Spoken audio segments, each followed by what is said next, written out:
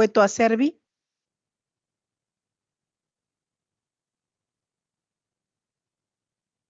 Congresista Doroteo Carbajo. Congresista Echevarría Rodríguez. Echeverría, presente. Gracias, congresista Echeverría. Congresista Espinosa Vargas. Congresista Gutiérrez Ticona. Congresista Juárez Gallegos.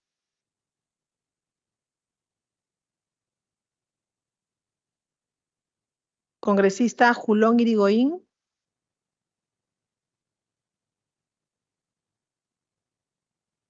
Congresista Muñante Barrios.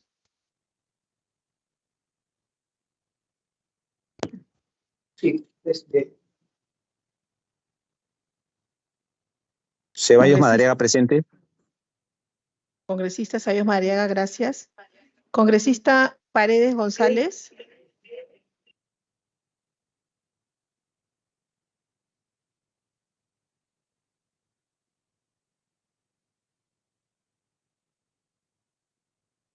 Congresista Pariona Sinche. Presente. Gracias, congresista. Congresista Paso Nunura.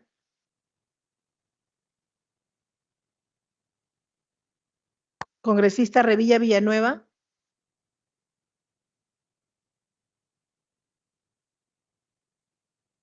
Congresista Taipe Coronado.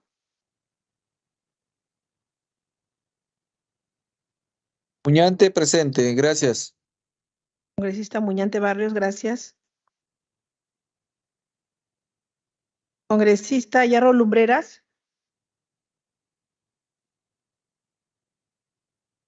Congresista Flores Ruiz Víctor, en reemplazo del congresista Aguinaga Recuenco. Taipe Coronado, presente. Congresista Taipe Coronado, gracias. Congresista Flores Ruiz, en reemplazo del congresista Aguinaga Recuenco. Señora Presidenta, ¿me permite consignar la asistencia del congresista Flores Ruiz, en reemplazo del congresista Aguinaga? Por el chat ha registrado su asistencia. Sí, por favor, registrarlo.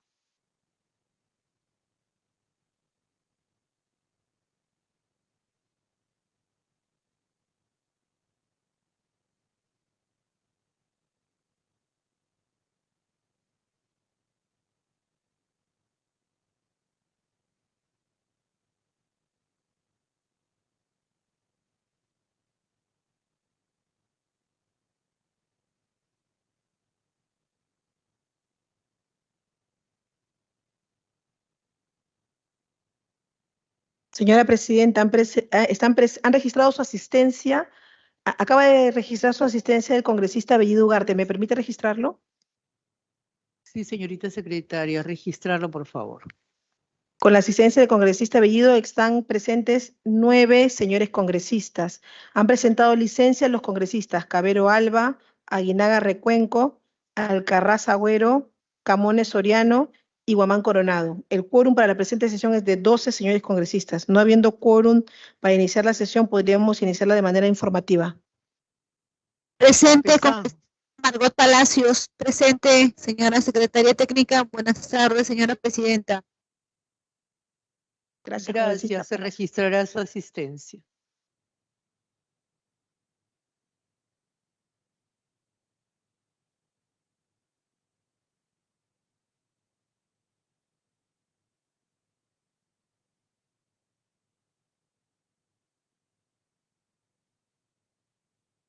Muy bien, señores congresistas. Al no haber hasta el momento quórum para la sesión, vamos a iniciar con los informes.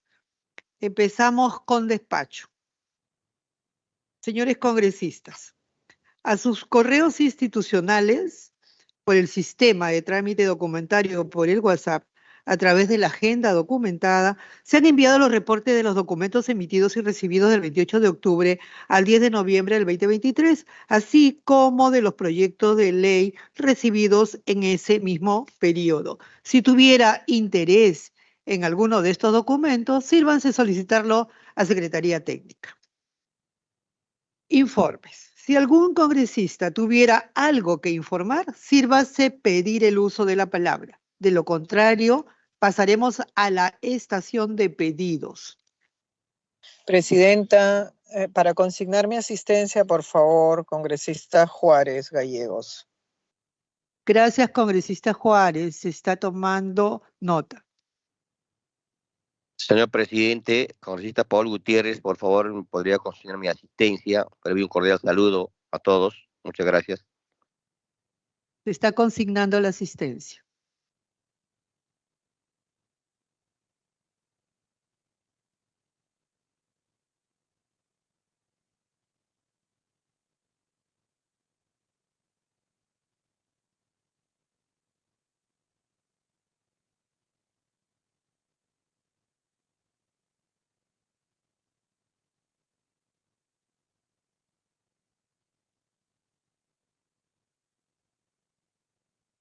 Con la asistencia de la congresista Juárez y Vargas,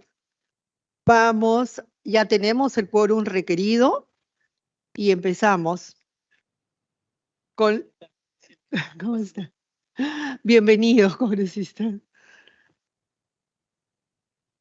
A través de sus correos electrónicos, así como por el sistema de trámite documentario y el WhatsApp, se ha enviado el acta de la 8ª sesión ordinaria de la comisión de fecha 31 de octubre de la primera sesión extraordinaria. Buenas tardes, Julio, consignar mi asistencia, por favor. Está consignada, congresista, gracias.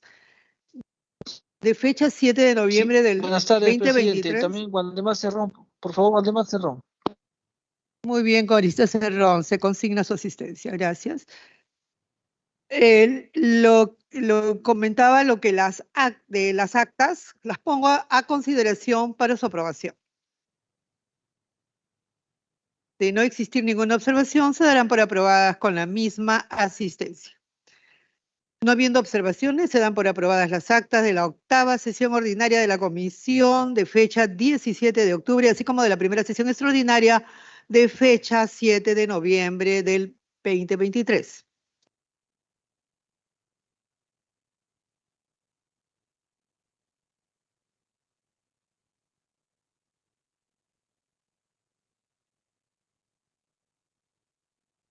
Señores congresistas, como primer punto del orden del día, tenemos la sustentación del proyecto de ley 5472-2022-PE, presentado por el Poder Ejecutivo, por el cual se propone la Ley de Contrataciones del Estado a cargo de Mijaíl Vizcarra Llanos, Director General de Abastecimiento, ente rector del Sistema Nacional de Abastecimiento, y Laura Gutiérrez González, Presidenta Ejecutiva del Organismo Supervisor de Contrataciones del Estado OCSE, como representantes del Ministerio de Economía y Finanzas. Suspendemos brevemente la sesión para saludar a nuestros invitados.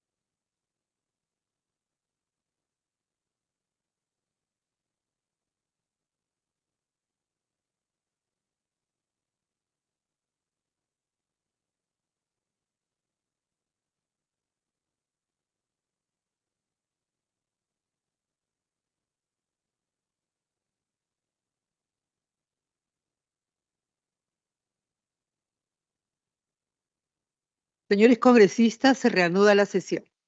Saludamos la presencia de los señores Mijaíl Vizcarra Llanos, Director General de Abastecimiento, y Laura Gutiérrez González, Presidenta Ejecutiva de OCSE. Los dejamos en el uso de la palabra para que puedan iniciar la sustentación del proyecto de ley presentado por el Poder Ejecutivo que propone una nueva ley de contrataciones del Estado. Los escuchamos. Muy buenas tardes, congresista. Buenas tardes a todos los congresistas. En verdad, estamos muy agradecidos de que nos reciban este espacio a efecto de poder explicar rápidamente en qué consiste esta reforma a la ley de contrataciones. Es más, yo diría, más que una reforma a la ley, es una reforma al régimen de compras públicas, que el paso número uno es la ley, ¿no? Que es la madre de la contratación pública.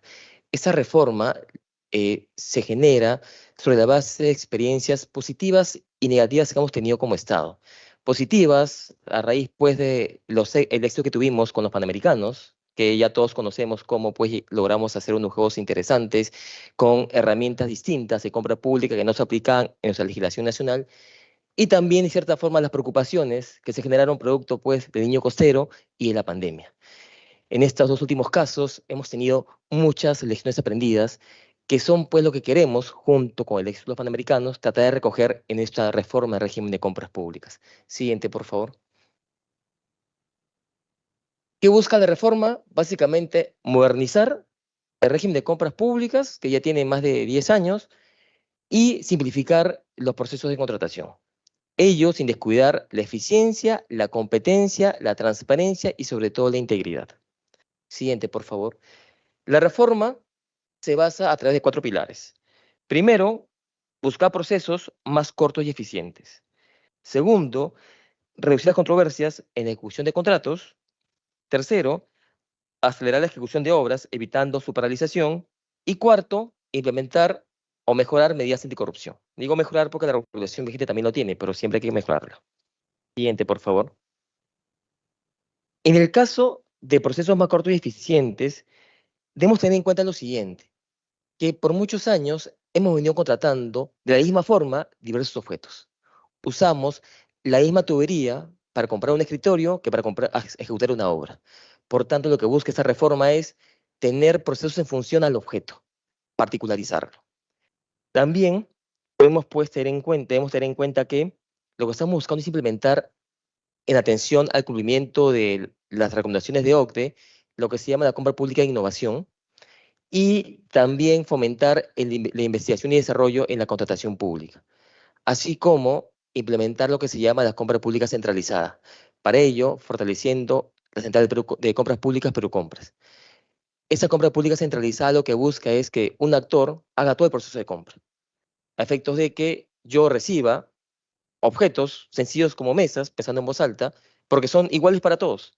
Desde el punto de vista de una unidad administrativa, todos usaríamos de repente las mismas mesas, no tenemos por qué tener mesas diferentes, y eso lo que hace es reducir riesgos de malas especificaciones, reducir riesgos de direccionamiento, reducir tiempo de selección y generar ahorros por economía de escala. En vez de que elijan 10, elige uno para todos, y eso genera un mejor control, porque controla a 1 y no a 10 o a 15. También lo que estamos fomentando, siguiente por favor, es la uniformización de requerimientos.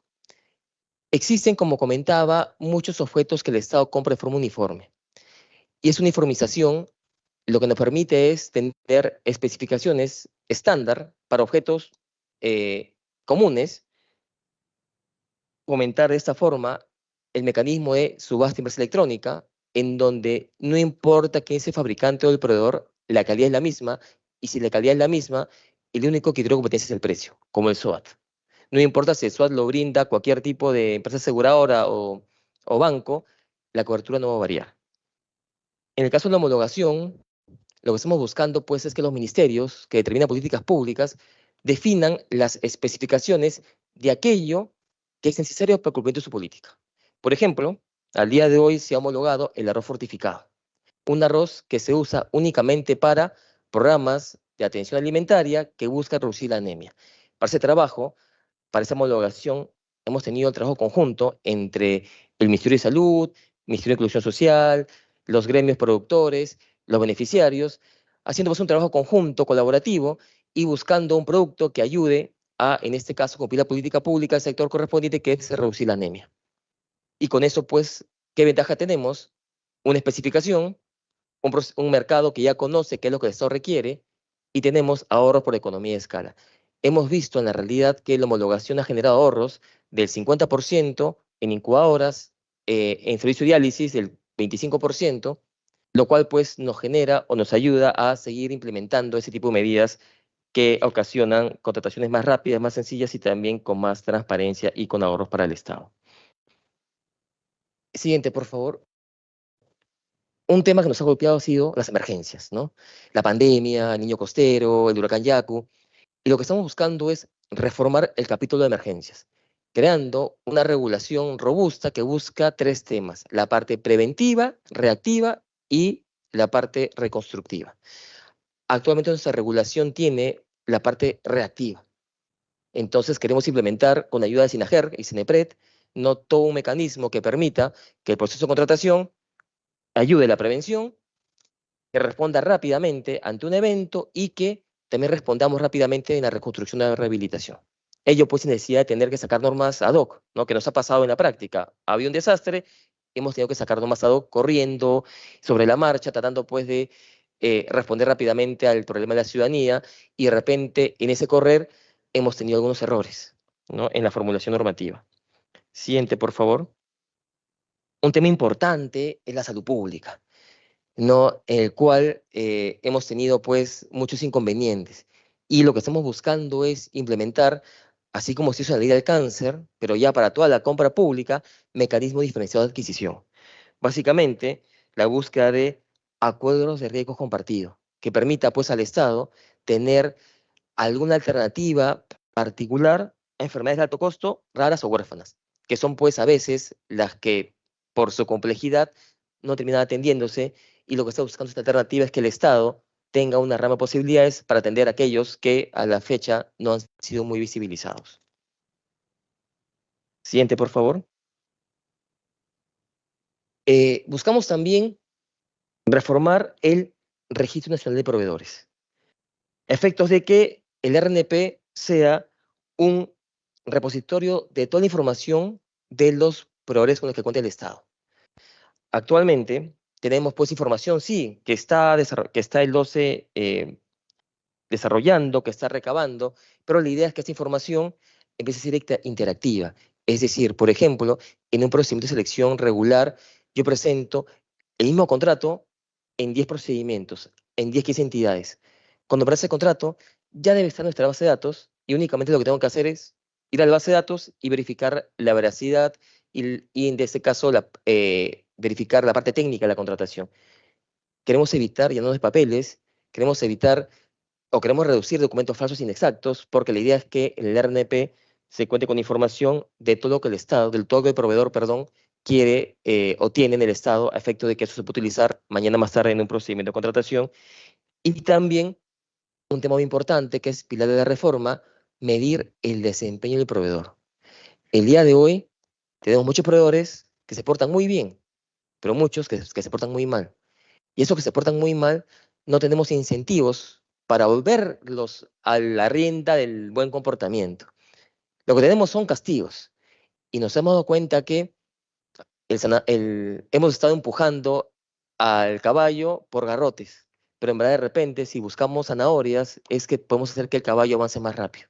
Y la idea es generar incentivos positivos a efectos que el proveedor pueda buscar ser catalogado como buen proveedor y con ello, pues, mejorar sus performances en la compra pública. Siguiente, por favor.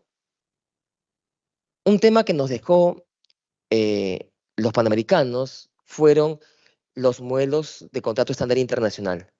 La idea es que en la nueva regulación se permita usar esos modelos, el modelo FIDIC, el modelo NEC, el modelo ENA, que son estándares internacionales de construcción en el cual pues no tenemos que meter la pólvora, ¿verdad? Ya está hecho, nosotros como peruanos lo hemos probado, ha funcionado, entonces lo que buscamos es que paulatinamente se vaya replicando. Claro, ese trabajo es paulatino, ¿no? Porque ello implica capacitación, estudios, pero la idea es que la regulación ya contemple la herramienta y que en la implementación le toque a la DGA, en este caso, tratar de fomentar su uso, capacitar, llegar a los sectores, a las regiones también, a efectos de que podamos usar poco a poco ese tipo de contratos que ya hemos visto que tiene buenos resultados. Y sin que tener que recurrir de repente a otras herramientas paralelas para poder aplicarlos. Siguiente, por favor. Un tema que creo que conocemos todos y nuestra gran problemática son las obras paralizadas. No, obras paralizadas que lo que hacen es generar un gran gasto al Estado y no se reduce la brecha. Un tema que hemos visto que genera obras paralizadas de repente es deficiencias en los expedientes técnicos. Y la idea es trabajar en diversas aristas desde el punto de vista de la inversión pública, pero respecto del sistema de abastecimiento, lo que estamos promoviendo es que se refuerce el rol de la Junta de Disputas.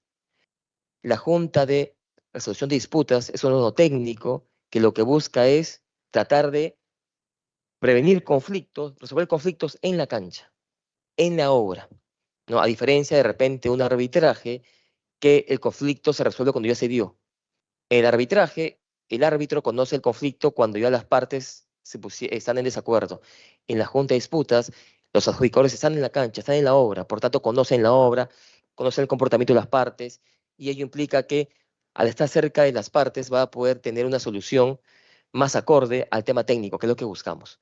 La idea en este caso de la Junta de Disputas es que ésta prevenga un conflicto, o si no los previene, lo solucione, sin que se llegue a esto un conflicto, sin que se llegue esto a que una obra se paralice. Porque lo peor que puede pasar es que la obra se pare. Siguiente, por favor. En el tema de controversias, lo que buscamos es, por ejemplo, sabemos que existen a nivel nacional muchas medidas cautelares que paran las obras. Y lo que estamos buscando no es evitar una medida cautelar, porque se tiene que emitir que se emita. Lo que buscamos es que la entidad pública tome conocimiento, no primero de que va a haber una cautelar, a efecto de que la entidad pública pueda defenderse directamente y no le aparezca una cautelar de la nada, porque una cautelar aparece sin que la entidad pública conozca. Segundo, que la cautelar se emita en el domicilio de la entidad. A veces tenemos que la obra es en la zona 1 y la cautelar la emite un juez de la zona 37, que no tiene nada que ver con la geografía o el lugar geográfico donde se hace la obra. Y por último, un tema muy importante que estamos planteando en la norma es que si es que se emite una cautelar, que el juez meritúe el interés público que implica parar una obra. Si es que realmente va a afectar el interés público, parar esa obra a efectos de poder analizar realmente si es que corresponde a una cautelar u otra medida a efecto de salvaguardar el derecho del contratista. También tenemos que comentar que estamos buscando, ya lo verá la Presidente de OCE en un momento, ampliar las funciones de OCE en la parte supervisora, justo en la parte de conflictos, que OCE amplíe su función supervisora en el tema de arbitraje y en el tema de centros para la resolución de conflictos. Finalmente, lo cual es algo muy importante en el régimen de compras públicas, más aún cuando nosotros, como comenté hace un momento, estamos postulando la OCDE, estamos buscando, uno, la profesionalización del actor público, que el comprador público se profesionalice, ¿no? Porque sabemos pues que es un actor muy importante en el desarrollo de la compra pública. Y finalmente, integridad, ¿no? Buscar medidas de integridad anticorrupción en la compra pública, a través de promover o seguir promoviendo transparencia, datos abiertos, la participación ciudadana, rendición de cuentas, veedurías, gestión de riesgos en contratación pública y mecanismos de control interno. Todo esto lo que está buscando es generar un régimen, como les comentaba al inicio, que garantice la competencia, la transparencia, la integridad y sobre todo el uso de nuestros recursos públicos a efectos de que lo que gasta el Estado llegue al ciudadano, que es nuestro principal beneficiario. Muchas gracias de mi parte. Gracias.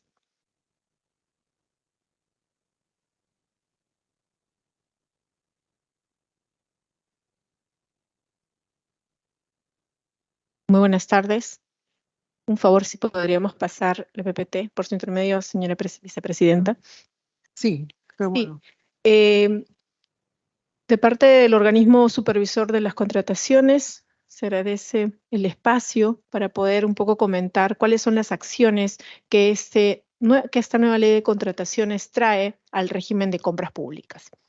La función supervisora de OCE es una función que la ostenta ya desde el año 2009, desde el cambio de Consucode al organismo supervisor de las contrataciones del Estado, pero ya con la dación del decreto legislativo 1436 y 1439, ya tenemos un órgano rector en toda la cadena de abastecimiento que está constituida por la Dirección General de Abastecimiento, y de alguna manera esta norma o este proyecto de ley que se viene discutiendo va a permitir fortalecer y centralizar las funciones del OCE en la materia supervisora, ¿no? Un poco lo que comentaba en la diapositiva, decreto legislativo 1439, y en el cual el organismo supervisor de las contrataciones del Estado es parte de este ecosistema de la Dirección General de Abastecimiento y es un brazo supervisor de una labor bastante importante.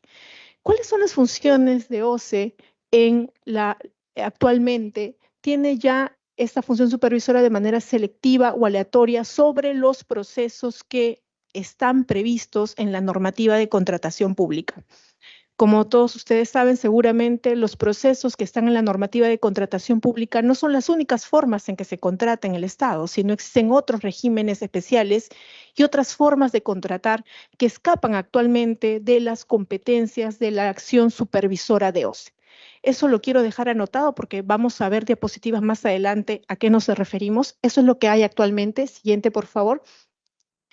Y esta labor de supervisión, si le damos otro clic, por favor, para completar el círculo. Esta labor de supervisión recae no solamente en la Dirección de Gestión de Riesgos, que es uno de los órganos de línea del OCE, el cual su labor principal es la de supervisión, sino también es una labor transversal del organismo supervisor de las contrataciones. Cuando el Registro Nacional de Proveedores anula un registro a un proveedor, cuando le niega un proveedor, cuando se sanciona a través del Tribunal de Contrataciones a un mal postor, cuando emitimos algún tipo de pronunciamiento modificando las normas, pues se hace una labor de supervisión. La labor de supervisión es de oficio, es decir, es una labor que nosotros tenemos que realizar bajo parámetros y bajo algunas ratios e indicadores con los cuales manejamos, pero también es una supervisión que se hace a pedido de parte, es decir, cuando alguien interesado nos puede dar a conocer que hay alguna transgresión o irregularidad en un procedimiento de compra. ¿Por qué es importante la labor de supervisión? La labor de supervisión es importante porque, a diferencia tal vez de la actividad de control, permite sanear los procesos de contratación. Es una labor que además permite corregir en el camino, por lo tanto, las nulidades, ¿no? Retroceder, corregir. Es una labor también coercitiva, porque en el peor de los casos, OCE tiene una función de suspensión de procesos. Es una labor también de acompañamiento a través de la asistencia técnica, y es una labor que tiene un impacto o contribuye a la transparencia y a la correcta ejecución de los recursos públicos. Siguiente, por favor. ¿Qué nos trae esta nueva normativa de contratación pública respecto a la labor de supervisión del OCE? El número 1, como les comentaba al principio, es que trae la facultad o le otorga la competencia al OCE de poder supervisar todos los mecanismos o las formas de contratar que tiene el Estado. Como les comentaba actualmente, solo podemos supervisar aquellos procesos que están en la norma de contrataciones. Sin embargo, con este proyecto de ley, esa facultad se amplía y por lo tanto OCE podría ingresar a procesos que nosotros denominamos actualmente como procesos especiales o regímenes especiales sobre los cuales ahora no tenemos competencia. El segundo punto importante de este fortalecimiento de la labor supervisora de OCE está vinculado a la suspensión de procedimientos de selección, que actualmente lo tenemos, pero solamente cuando hay transgresiones, y ahora podría ser por temas de riesgos de que algo se vaya a concretar, que algo que ya tenemos conocimiento suficiente indicio vaya a contratar y vaya a afectar la correcta ejecución de la compra. El tercer punto importante que trae la reforma para el caso de la labor de supervisión de OCE es ya brindarnos la competencia de poder brindar asistencia técnica. Si bien es cierto, actualmente lo hacemos, todavía es una labor muy residual, muy pequeña, y creemos que la asistencia técnica de OCE es importante para poder ayudar a una correcta ejecución del gasto público. Y además nos otorga la facultad de orientación en la normativa. Y bueno, el cuarto punto es un punto que, si bien se puede subsumir en el primero, es importante relevarlo porque esta facultad de poder supervisar todo implica también poder supervisar las compras menores a 8 unidades impositivas tributarias, facultad que actualmente no tenemos cómo ingresar a la dinámica de la compra en sí. Tenemos una facultad muy residual al respecto. Siguiente, por favor. En el caso de la solución de controversias, siguiente, por favor, hay un cambio también importante. Actualmente, OCE, en el caso de la resolución de conflictos ya en la ejecución contractual, OCE administra y opera el registro nacional de árbitros y un banco de laudos arbitrales. Es decir, OCE toma un examen a los árbitros que quieren ser parte del RNA y pasan a hacer una lista en la cual las entidades públicas que están sometidas a un arbitraje escogen de ahí al árbitro que va a defender los intereses del Estado. Organiza y administra arbitrajes también, designa árbitros y resuelve recusaciones y resuelve solicitudes de devolución de honorarios de árbitros. Siguiente. Siguiente, por favor. ¿Cuál es la diferencia o qué está proponiendo este proyecto de ley? Que en efecto la supervisión de OCE, la labor de supervisión de OCE se sigue especializando, pero justamente suba como un nivel respecto a lo que son los arbitrajes. ¿Qué quiere decir esto? Que OCE supervise a los centros arbitrales, porque no existe en este momento, operativamente hablando, quien pueda hacer una supervisión de la manera como operan los centros arbitrales. Entonces, ¿qué tenemos en la actualidad? Pues aproximadamente 202 centros arbitrales, de los cuales no conocemos cómo ingresan las nóminas, los requisitos mínimos para que los árbitros ingresen, cuál es su forma de transparentar la documentación, los laudos que están generando, y además ya tenemos conocimiento o se ha relevado información de los malos usos, sobre todo en el tema de los arbitrajes de emergencia y la designación de árbitros de emergencia. En ese sentido, la competencia de OCE se sigue especializando en una labor netamente supervisora y lo que le corresponde o se le estaría dando es la administración y la supervisión del listado de instituciones arbitrales y centros de administración de juntas de resolución de disputas que resuelvan controversias en materia de compras públicas.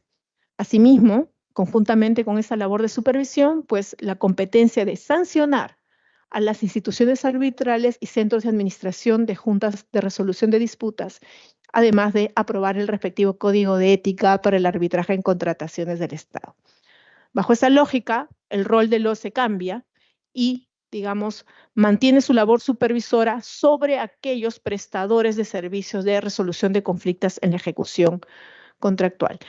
Entonces, estos son, de alguna manera, muy sintetizados las labores de OCE que vienen a ser reforzadas, pero sin embargo son muy significativas porque nos permite de alguna manera tener ampliar nuestro espectro de acción, en tanto que no puede haber un sistema de compras en los cuales hayan formas de contratar que nadie los puede mirar, ¿no? Y creo que eso es un punto bastante importante y relevante que quisiéramos recalcar esta tarde.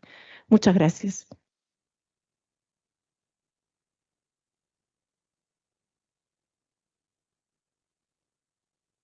Agradecemos la exposición de los señores Mijael Vizcarra Llanos, director general de abastecimiento, y de la señorita Laura Gutiérrez González, presidenta ejecutiva del OCSE. Les pedimos que se mantengan, por favor, un momento más en la sala, a efecto de responder algunas de las consultas que los congresistas pudieran hacer. Colegas congresistas, los que deseen hacer uso de la palabra, sírvanse expresarlo.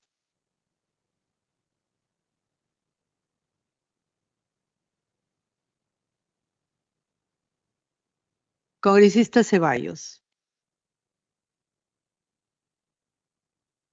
Muchas gracias, señora presidenta. Agradecer la visita de los funcionarios que se encuentran acá presentes y saludar a todos los representantes de la comisión. Hemos estado viendo que es muy importante para nosotros, señora presidenta, el tema de poder tener una nueva ley de contrataciones, ¿no? Y eso se hace mucho tiempo. ¿Por qué? Porque el gasto público cada vez es menor y menor y menor por tantos filtros que se tiene, y en realidad lo que nosotros necesitamos es que la corrupción no podemos dejarla pensar, porque si la dejamos pensar, alargamos más el tiempo, la corrupción va a ser mucho mayor. pero si le cortamos los plazos, yo creo que va a ser mucho más efectivo. Entonces, cuando veo que va a haber calendarios acelerados, es correcto, me parece una muy buena propuesta que están haciendo, sino que habría que ver cuál es dentro de los diferentes tipos de procedimientos, sería bueno saber en cuánto se está cortando los plazos, ¿no? Dentro de la contratación de una licitación pública, un concurso público, cuánto se acorta, sobre todo en las obras que son de importancia. Ahora, lo que estamos viendo también en el tema de procesos de bienes especializados o de alta complejidad, con el tema de salud. Siempre hemos ido nosotros al Ministerio de Salud y le preguntamos, ¿por qué no compraron el tomógrafo? ¿Por qué no compraron los equipos especializados para salud? ¿O por qué no compraron los medicamentos? Y siempre nos dicen que los procesos son muy largos, ¿no? Y esto hace que se demore y la salud no puede esperar, la gente no espera. Entonces, lo que necesitamos nosotros es de que en este tema de salud se pueda ver de repente dentro de la nueva ley de contrataciones algo que sea más simplificado, más rápido, por un tema de especialización, por un tema de complejidad. Yo creo que ser importante. Asimismo, en el tema de procesos por emergencia, yo creo que es importante de que la Contraloría de la República, señor presidente, a través de la mesa, pueda generar disposiciones normativas en el tema de emergencia. Si sabemos nosotros que hoy ejecutamos por decretos de urgencia y por emergencia son de repente contrataciones directas o compras directas y después se desarrolla el proceso, digamos, en sí, porque esto es por emergencia, muchos funcionarios no quieren firmar. Muchos funcionarios no quieren asumir la responsabilidad, pero si nosotros le damos de repente algún tema de formatos, de algunos protocolos y normativas que ha dado la Contraloría de la República y cómo debe hacerse el procedimiento y el funcionario los cumple, yo creo que no habría problema de que los firme. Yo creo que la Contraloría debería estar dentro de la ley de contrataciones y debería enmarcar también un tema de disposiciones normativas que debería dar la Contraloría de la República. Ahora, en el tema, siempre hemos estado teniendo y suspendiendo a las empresas jurídicas, ¿no? SAC, SRL, ¿no? Pero no nos hemos puesto a pensar de que cierran esta y abren otra. ¿Qué pasa con los representantes legales? Yo creo que tiene que haber algo contra los representantes legales, porque son ellos quienes están corrompiendo el tema de contrataciones del Estado. Cierran una empresa y abren otra con la finalidad de sacarle la vuelta a la ley. Y esa es la verdad. Y cuántos también, y también sería bueno saber, hay muchos que tienen una empresa para esto, otro, y varias empresas, y las mismas se presentan en un solo proceso. Entonces, ¿cómo están viendo en ese sentido también en la ley de contrataciones? Y el tema también de la vinculación al Plan BIM Perú. El Plan BIM Perú, si bien la implementación está desde el 2025 al 2030, yo creo que no podemos esperar de que podamos hacer una modificación, si ya podemos incluir, porque esta ley de contrataciones de aprobarse va a ser el próximo año, pero se tiene que vincular ya al Plan BIM Perú. Como usted bien lo ha dicho, el tema de los panamericanos ha sido un éxito por la forma de contratación, utilizando estándares internacionales, el FIDIC, el BIM y otra serie de herramientas que tenemos para poder hacer mucho más efectivo y eficaz el gasto público y generar menos corrupción. Entonces, en ese sentido, yo creo que ya debería vincularse el proyecto de ley con el Plan BIM Perú, que el Plan BIM Perú ya está en los pilotos, ya se está trabajando. Yo creo que sería ya una forma de poder hacerlo. Y para terminar, en el tema de el decreto legislativo 1439, se ve el abastecimiento de bienes. Yo quisiera ver en el tema qué se está haciendo por el tema de los medicamentos. Tenemos continuamente problema en el abastecimiento de medicamentos. La cadena de abastecimiento que tenemos en el ministerio, o en este caso la especializada es, no me acuerdo, Senares, perdón, de verdad es lamentable lo que viene sucediendo ahí, tenemos que hacer algo al respecto, y esas serían prácticamente las observaciones y consultas que tendría, señora presidenta. Muchas gracias. Gracias, congresista Ceballos. Queremos saludar la presencia de los congresistas Paredes González y Cueto Acerbi. Bienvenidos.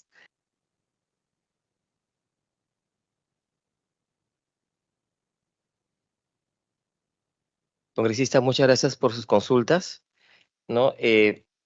Seguro alguna de los temitas tendríamos que ver cómo se mejora o precisa la regulación, pero me parece que mucho de lo que usted ha planteado está recogido en su cuerpo normativo, ¿no? En primer lugar, respecto a la pregunta sobre los plazos, en general debo comentarles que nosotros estamos inmiscuidos dentro pues, los acuerdos comerciales de los TLCs, y los TLCs establecen plazos mínimos para procedimientos de cierta envergadura. Los plazos no son muy largos. En verdad es entre convocatoria y presentación de oferta, 21 días hábiles, 22 días hábiles, ¿no? Son los plazos mínimos. Y sobre ese marco es el que nos vamos a mover. No podemos tener menos de 22 días hábiles porque eso es recomendación, esa es disposición TLC. También TLC exige que para apelar haya 8 días hábiles y que quien resuelva la apelación sea un ente externo, que en nuestro caso es el Tribunal de Contrataciones. Esos 3 aspectos lo vamos a mantener en el proceso, ¿no?, de contratación, pero buscando pues siempre hacer las cosas más sencillas para reducir costos. ¿Cómo reduciremos plazos y costos en obras y sobre todo en bienes como los tomógrafos o medicamentos? A través de la figura de la homologación. Esa figura lo que permite es estandarizar especificaciones o perfiles. Por ejemplo, y les comento un caso real, el año pasado, ¿no?, el MINSA ha homologado incubadoras, que implica que ha establecido un grupo de especificaciones técnicas específicas para las incubadoras, las cuales las compran todos los hospitales a nivel nacional. Entonces, ¿eso qué ventaja tiene? La primera, que las áreas usuarias ya no toman tiempo en definir requerimientos, porque ya está definido. Antes nos demorábamos 3 meses en eso, ahora ya está la ficha, es un día. Diciendo un día porque ese día tomó la decisión. Segundo, como ya el mercado sabe qué cosa vas a comprar, la indagación de mercado, que es algo pues que a veces también demora, ya no toma mucho tiempo, porque ya tenemos un objeto definido. Tercero, estos requisitos de 22 días hábiles que pide el TLC no se aplican cuando tengo productos estandarizados o homologados. Entonces, eso implica que yo puedo reducir el tiempo a la mitad, o más de la mitad, ¿no? Mínimo 10 días hábiles. Entonces, y cuarto, como ya tengo una especificación definida, se elimina el riesgo de mala práctica o direccionamiento o corrupción, porque es algo que ya está predeterminado. Por tanto, tenemos ahorro en tiempo, ahorro en tiempo de definición de necesidades, ahorro en costos, porque hay muchas entidades contratamos consultores para que nos hagan especificación técnica. Ya no contrato consultor, ahorro en la selección, porque en vez de esperar 30 días hábiles, elijo en 10 días hábiles y finalmente ahorro en dinero.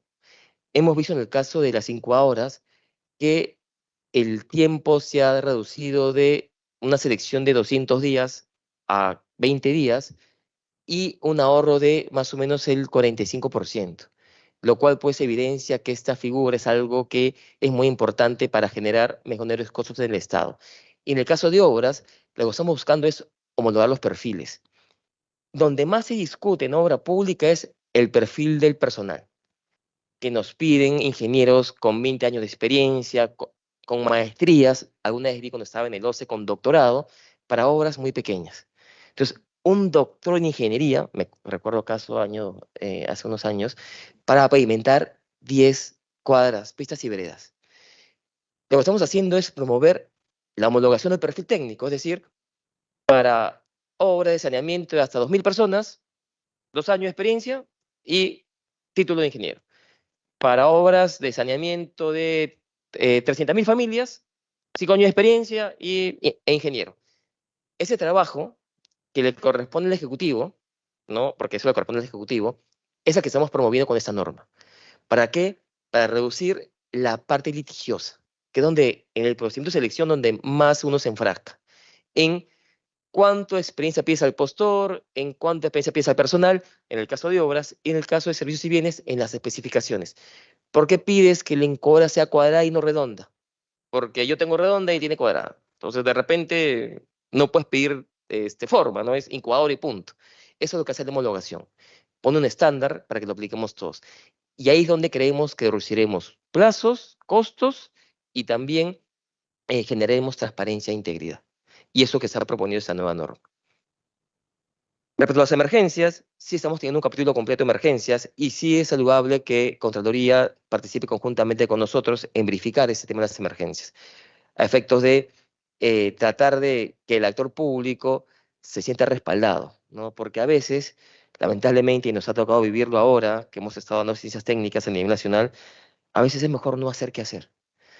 Porque si no hago, finalmente no me meto en problemas, cuando en verdad nuestra función es hacer. ¿no? Y sí creemos que es importante que trabajemos con Contraloría conjuntamente estas medidas a efectos de que el funcionario público tenga la tranquilidad a que se porta bien, de que está haciendo las cosas para ayudar a las personas, para ayudar a sus ciudadanos, pero a sus compatriotas.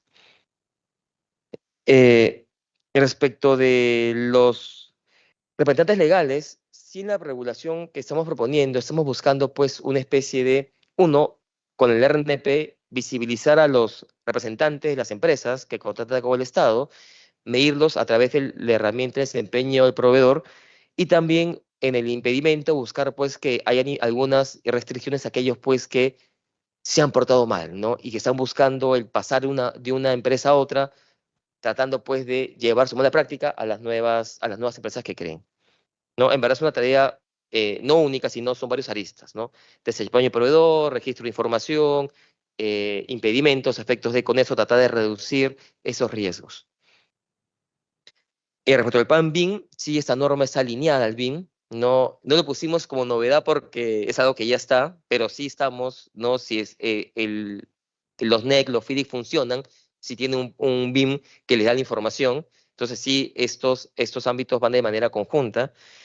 Y finalmente, respecto a escenarios, ya como DGA, ¿no? Que estamos empezando, mejor dicho, a hacer un trabajo con ellos para ver cómo es que generamos herramientas o sistemas o normas que permitan simplificar el proceso de la logística, ¿no? Del transporte, distribución y almacenamiento de esos productos. ¿No? Pero eso ya más que la norma de compra es un trabajo de implementación del sistema de abastecimiento. Gracias, congresista. Muchas gracias. Bueno, agradecemos a los... Sí, el congresista Paredes. Te paso.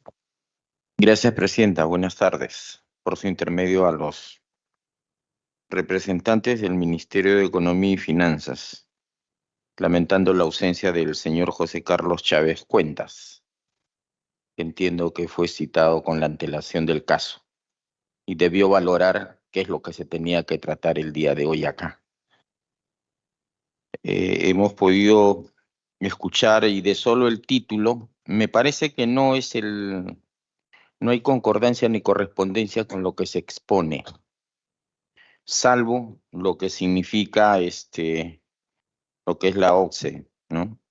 Porque si acá se dice reforma de la ley de contrataciones del Estado en el Perú, y uno entra a lo que es el proyecto de ley que ha sido presentado por el Ejecutivo, que es materia de esta sesión, presentado un 23 de junio del 2023, el proyecto de ley 5472-2022, suponíamos que solo este punto no iba a ser tocado, o debo imaginarme que habrá una segunda sesión donde hay algunas cosas que tienen que fundamentar, sustentar, por ejemplo, el artículo 30, los cuadros de impedimentos, saber si acá a la hora de la propuesta, Presidenta, de este proyecto de ley han podido leer una sentencia del Tribunal Constitucional en lo referido a lo que denominan en su proyecto de ley autoridades A, ¿no? O, por ejemplo, justificar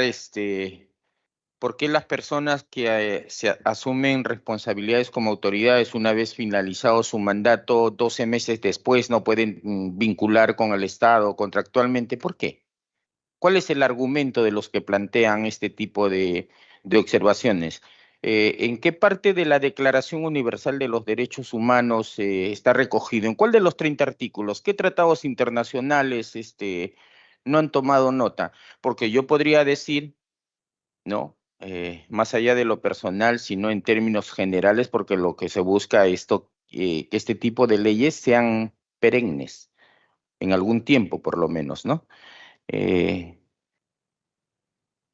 Uno tiene derecho humano al trabajo. Y en el caso de lo público, en igualdad de oportunidades. Acceso a funciones públicas en igualdad de oportunidades. O en el caso de los familiares, o sea, ¿qué culpa tiene el hijo del gobernador de que su padre se haya presentado a ser candidato y luego lo condonen a que no pudiera trabajar? Y otros, ¿no?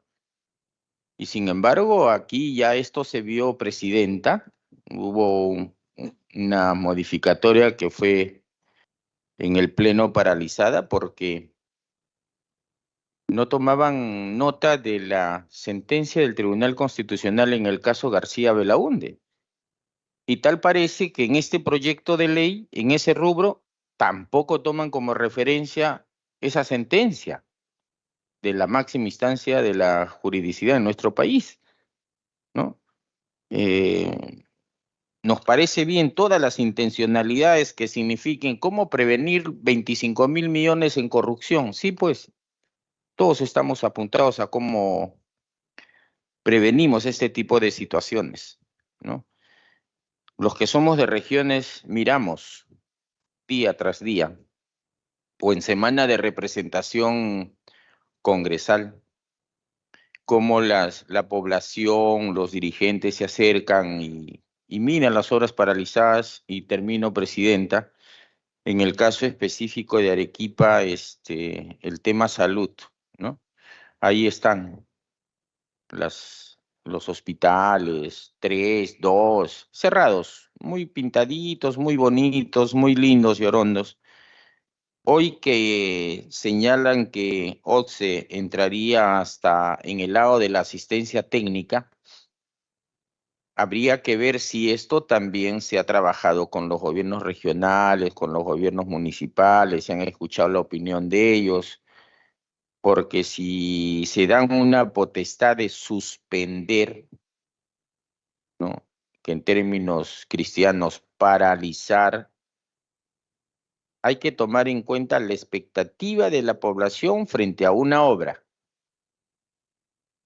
Y ese tercero no puede ser perjudicado, ¿no? Ya aquí este Congreso de la República ha generado una ley de control concurrente que está ayudando algo. Entonces, como bien decía Carlos, en mención de la institución Contraloría General de la República, este es un tema integral que hay que solucionar. La corrupción acá no necesita de Robin Hoods, no. Necesita de un equipo, de un colectivo. Ustedes desde su lado, la Contraloría desde su lado, nosotros desde nuestro lado, los consejeros regionales, los regidores, todos. Todos creo que ya estamos hastiados de ver cómo los recursos humanos se despilfarran. Solamente me quedo con esa preocupación de haber visto de este proyecto de ley 5472 una parte que se ha tocado. Y yo espero, presidenta, ¿no?, que la otra parte la vengamos a socializar. Porque aquí solamente se ha hablado de una parte de este proyecto de ley, que me parece bien. Pero hay que hablar del todo. Porque si hablamos de reforma de la ley de contratación del Estado en el Perú, entonces va desde el primer artículo hasta el último. Gracias, presidenta. Gracias, congresista Paredes. Muy interesante, la verdad.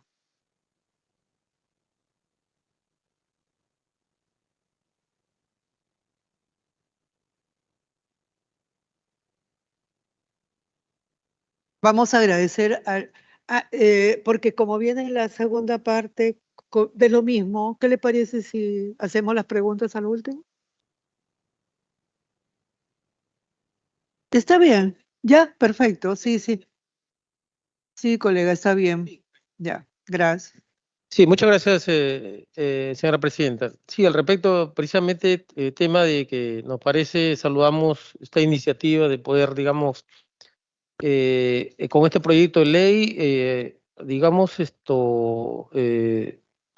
mejorar el tema de la contratación del Estado en el sentido de poder ser muy minucioso al respecto de lo que pasa en los gobiernos subnacionales, los locales, provinciales, también en los gobiernos regionales.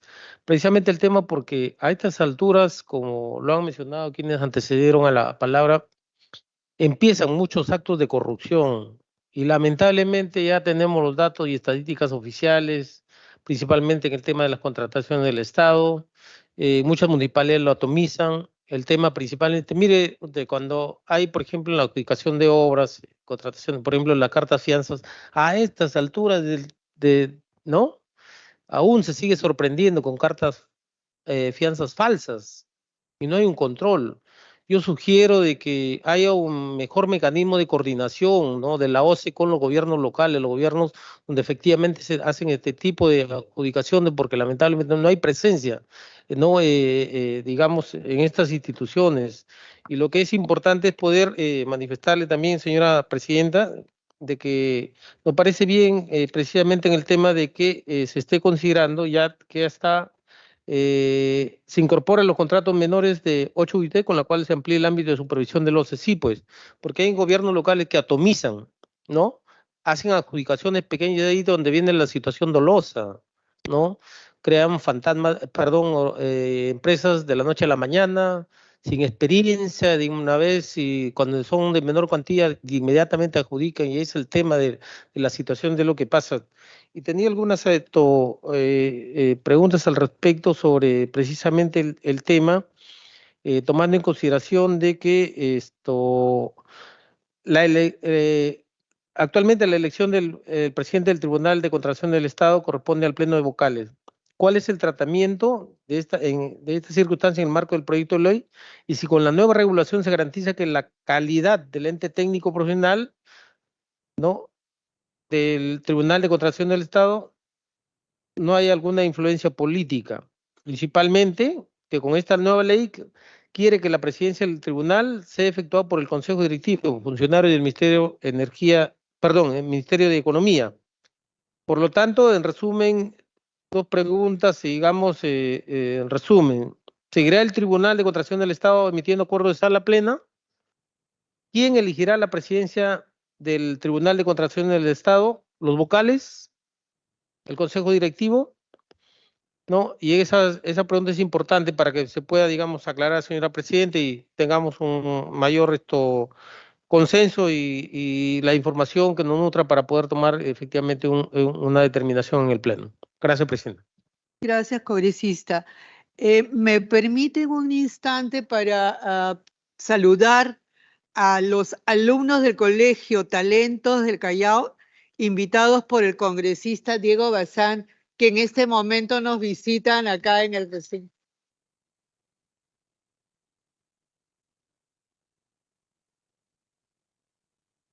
Muchas gracias, chicos, por su presencia, y a toda la plana docente de igual manera.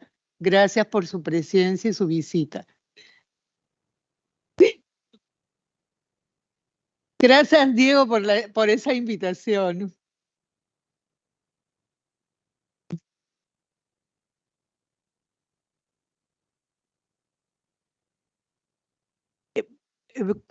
Para que le conteste un momentito y después viene la pregunta del congresista Cueto. Sí. Gracias, Presidenta, por su intermedio. Sí, básicamente, claro, la norma de compras es una norma muy compleja, ¿verdad? Y que tiene muchos intereses involucrados, y ese es el espacio de discusión, ¿no? En el caso de impedimentos, creo que sí es algo que tenemos que seguir analizando, viendo pues cómo buscar la mejor forma de poder evitar incentivos negativos, ¿no? Porque la idea de un impedimento es evitar que, en el caso de los trabajadores del Estado, que su posición en el gobierno no genere un conflicto de intereses, ¿no? Y en ese ámbito tenemos que movernos. Yo creo que en esa parte sí tenemos que analizarlo bien nuevamente y ver cómo pues hacemos unos impedimentos que cumplan su objetivo, ¿no? Que no sean ni muy excesivos ni tampoco muy ligeros, ¿no? Buscando siempre el mejor uso de recursos públicos. Respecto a la formulación de esta norma, solamente quiero comentarles que este proyecto de ley fue prepublicado. Fue prepublicado y recibió comentarios de 800, más comentarios de manera escrita, y más o menos 600 que se recogieron en mesa de trabajo. Mesa donde participó actores públicos y privados de los niveles de gobierno, ¿no? Con ello, pues, hemos tratado durante el año pasado generar, pues, recojo información, procesarla y presentar acá a la representación nacional un proyecto de ley que busca, pues, reformar la compra pública. Gracias. Gracias. Y Corisa Paredes. Gracias. Cuando le escucho lo de la participación, Sí, pues eso es parte de democracia participativa. Y entonces funciona el verbo participar. Yo participo, tú participas, todos participamos, pero lo malo es cuando terminan, yo decido, pues. Y lo hablo, presidenta, de manera personal, porque sí hemos participado en ese proyecto. Y les hemos adjuntado la sentencia del Tribunal Constitucional. Y sin embargo, en el cuadro del artículo 30, siguen con el artículo mismo. O sea, yo no sé si eso ha pasado por control jurídico, porque tú no puedes mantener en los mismos extremos lo que el Tribunal Constitucional te ha dicho no corresponde. ¿O es que todas las personas tienen que llegar hasta el Tribunal Constitucional para hacerse respetar? No. Hay que tomar en cuenta que a la hora de hacer normas hay un ordenamiento jurídico nacional e internacional. Y el Perú es parte de ese ordenamiento jurídico. Solo esa tingencia de lo que acabo de escuchar, presidenta. Muchas gracias. Gracias, congresista Paredes. Por favor, quiero hacerles una invocación. Lo que pasa es que tenemos invitados también esperando y me gustaría hacer ágil. Lo que pasa es que este tema de contrataciones del Estado es un tema muy, muy delicado, muy amplio. Efectivamente, hay una serie de sentencias del Tribunal Constitucional. Tenemos mucha jurisprudencia que no ha sido considerada. Tenemos una serie de propuestas que me encantaría que hiciéramos una mesa para poderlo trabajar.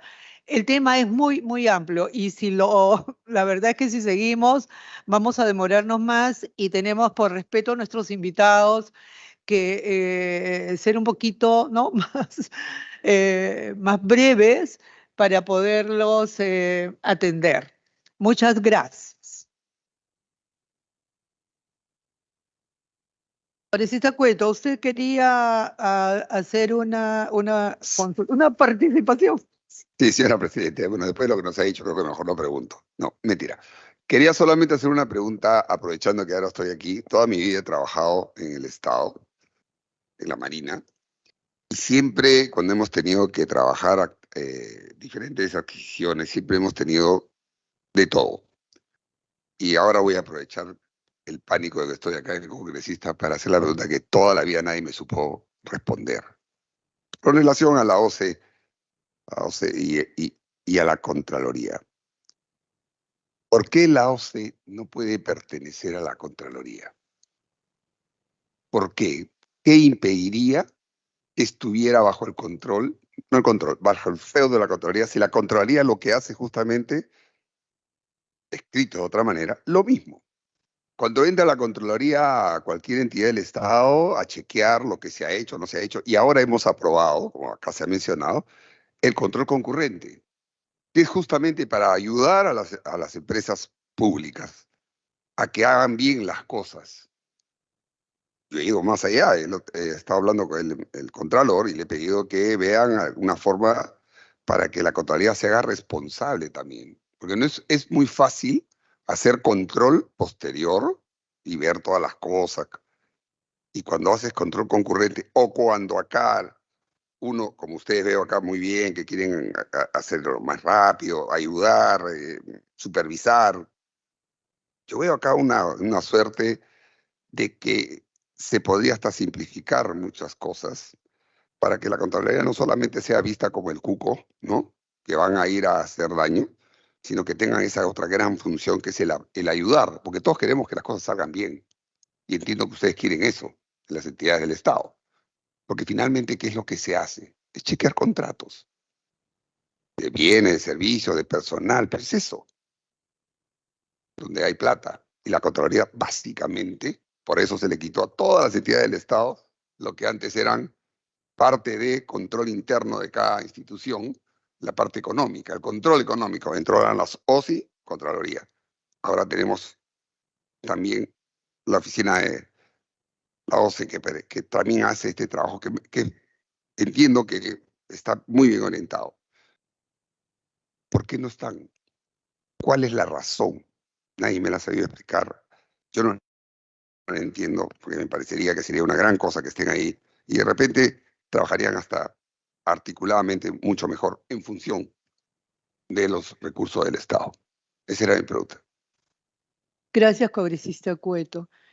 Bueno, lo que quería decirles es que vamos a dar ya por concluida esta parte de la exposición y les voy a comentar que el día jueves 16 a las 9 de la mañana va a haber una mesa sobre contratación del Estado por especialistas. El viernes 17 también con las cámaras de comercio del norte, oriente, sur y centro.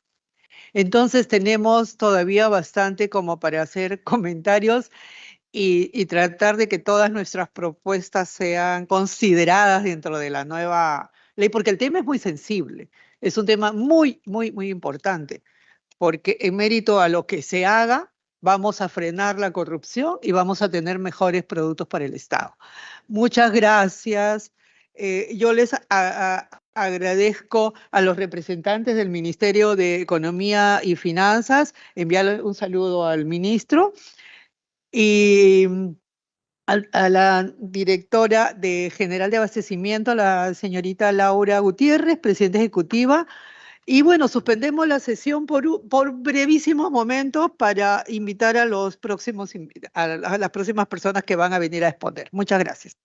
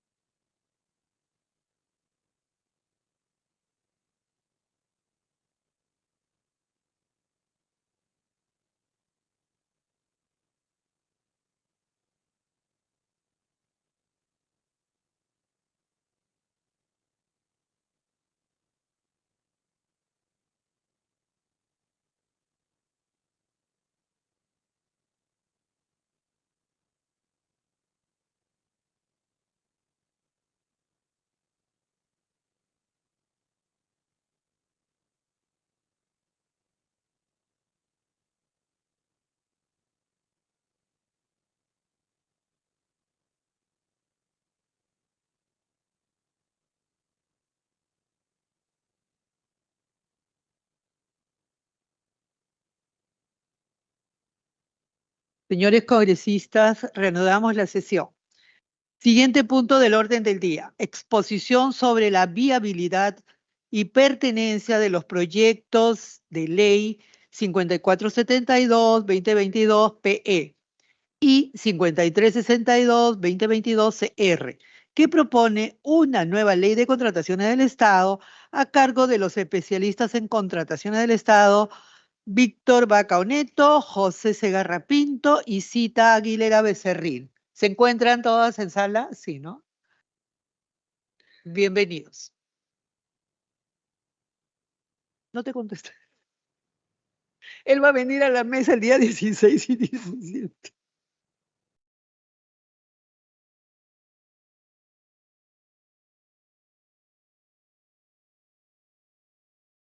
La pregunta del congresista Cueto queda en suspenso, como la sesión. No, es que no, vamos a tomarla en consideración para la mesa que se va a realizar el día jueves 16. Pero vamos a hacerla a partir de las 9 de la mañana. Gracias. Gracias. Por favor.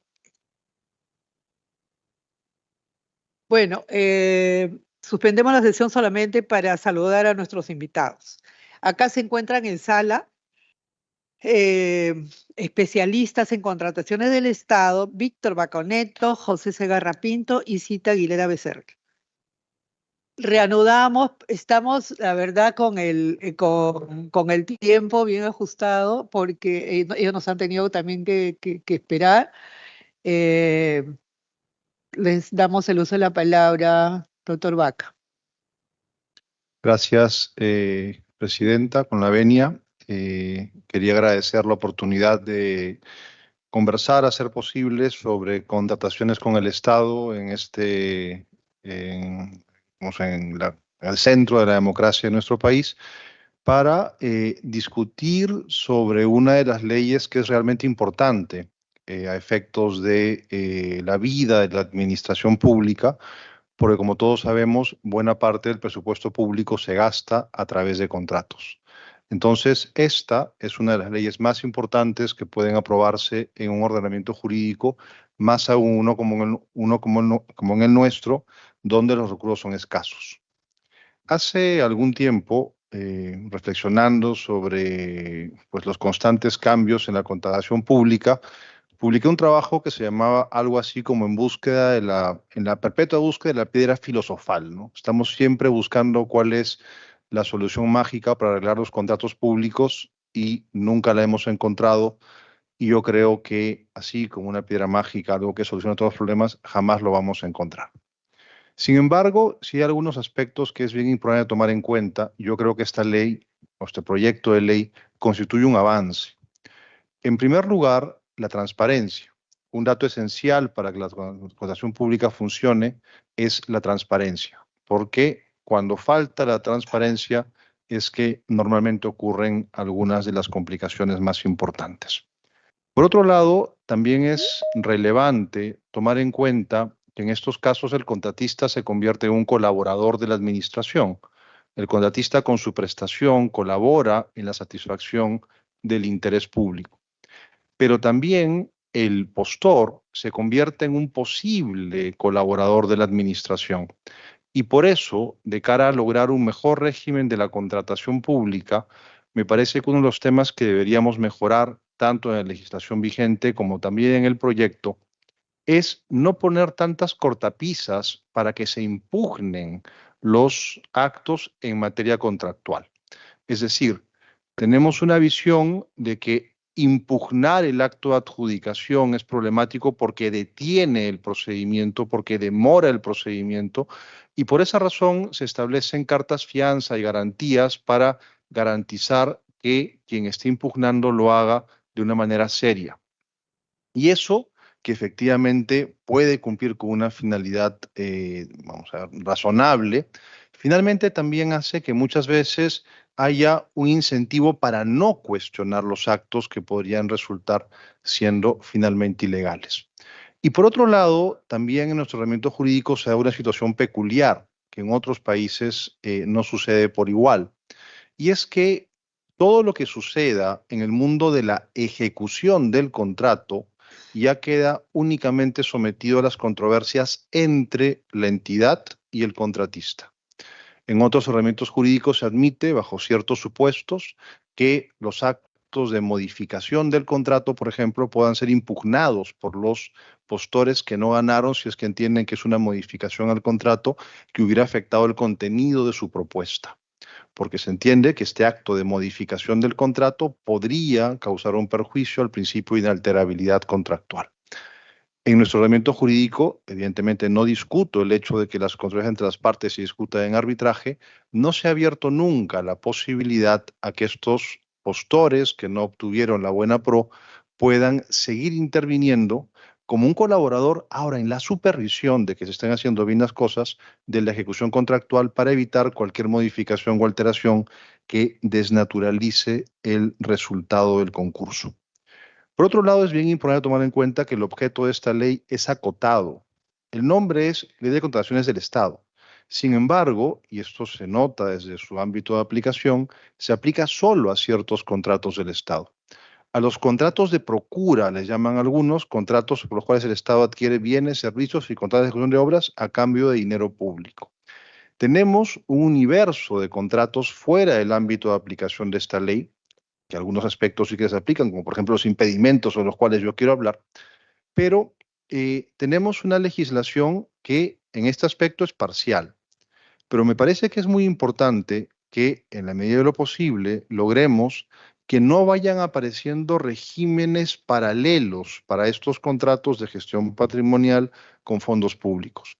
Uno de los problemas que tenemos históricamente en nuestra legislación no es tanto que nuestra ley sea buena o mala, generalmente es buena, es que van surgiendo otros regímenes que van estableciendo mecanismos diferentes de contratación, procedimientos diferentes, reglas diferentes, que buscan satisfacer necesidades normalmente urgentes, relevantes, pero que terminan configurando una multiplicidad de regímenes contractuales que muchas veces generan más problemas que soluciones, por lo menos en el largo plazo. Se ha mencionado, y esto yo creo que es un aspecto positivo de la ley, que la ley pretende identificar procedimientos de contratación en función del objeto. Y se ha mencionado aquí, el señor corista lo ha mencionado varias veces, la importancia de la regulación en materia de salud, ¿no? Y la posibilidad de que se hagan compras de medicamentos para enfermedades raras y huérfanas a través de procedimientos más claros, y no solamente para el cáncer, porque tenemos una regulación para el cáncer, pero es muy importante que se extienda en todos los aspectos. Sí, debo mencionar algo que me llama la atención en la ley, no voy a extenderme demasiado, pero como ustedes saben, los abogados siempre mentimos cuando decimos eso, porque la ley habla de contratación estratégica. Sin embargo, la contratación estratégica es otra cosa. A nivel conceptual, la contratación estratégica se da cuando se utiliza la contratación pública para buscar otras finalidades públicas.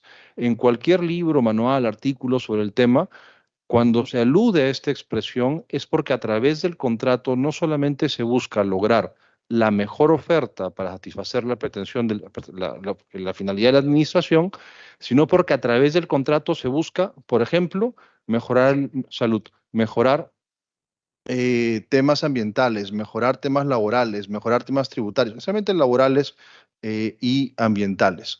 Se busca a través del contrato finalidades diferentes. Eso es algo que todavía no he visto en nuestra ley, pese a que cuando leí el título del capítulo, debo decir que me pareció que podía ir por allí, sin embargo, no es lo que ha ocurrido. Se refiere a la posibilidad de que se centralicen las compras. Pero eso no es en estricto contratación estratégica. Es cuando se utiliza para una finalidad distinta, adicional más que distinta, porque se busca la mejor oferta, pero además se busca otra finalidad pública. Yo quería centrarme, voy a utilizar 5 minutos más aproximadamente, quizá alguno más, 7, en el tema de los impedimentos que se han mencionado, porque cuando me invitaban a esta sesión, yo dije que no quería hablar de la ley, porque la ley es muy amplia y podía perderme y hablar 3 horas sobre la ley y no me iba a escuchar nadie. Sino quería hablar de 2 temas, impedimentos y régimen sancionador, porque esto es esencial para que tengamos proveedores. Si es que está todo el mundo impedido o todo el mundo sancionado, o pesa sobre todo el mundo la amenaza de una sanción, lo que no conseguimos son eventuales interesados, postores. Por tanto, si es que en este escenario de regular los impedimentos, no hilamos fino, que es algo que justamente se decía, podemos conseguir quedarnos impostores, y si no hilamos bien fino con el régimen sancionador, puede ocurrir lo mismo.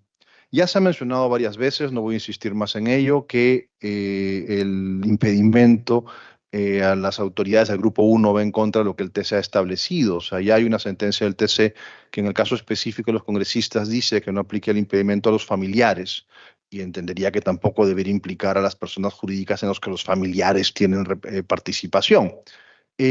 La cuestión aquí que correspondería determinar es si esa limitación del impedimento debe quedarse solo en congresistas o también en otras autoridades del Grupo A, porque el TC se ha pronunciado sobre el congresista García Belaúnde, pero no claramente sobre otras autoridades que puedan estar en el gobierno en ese momento.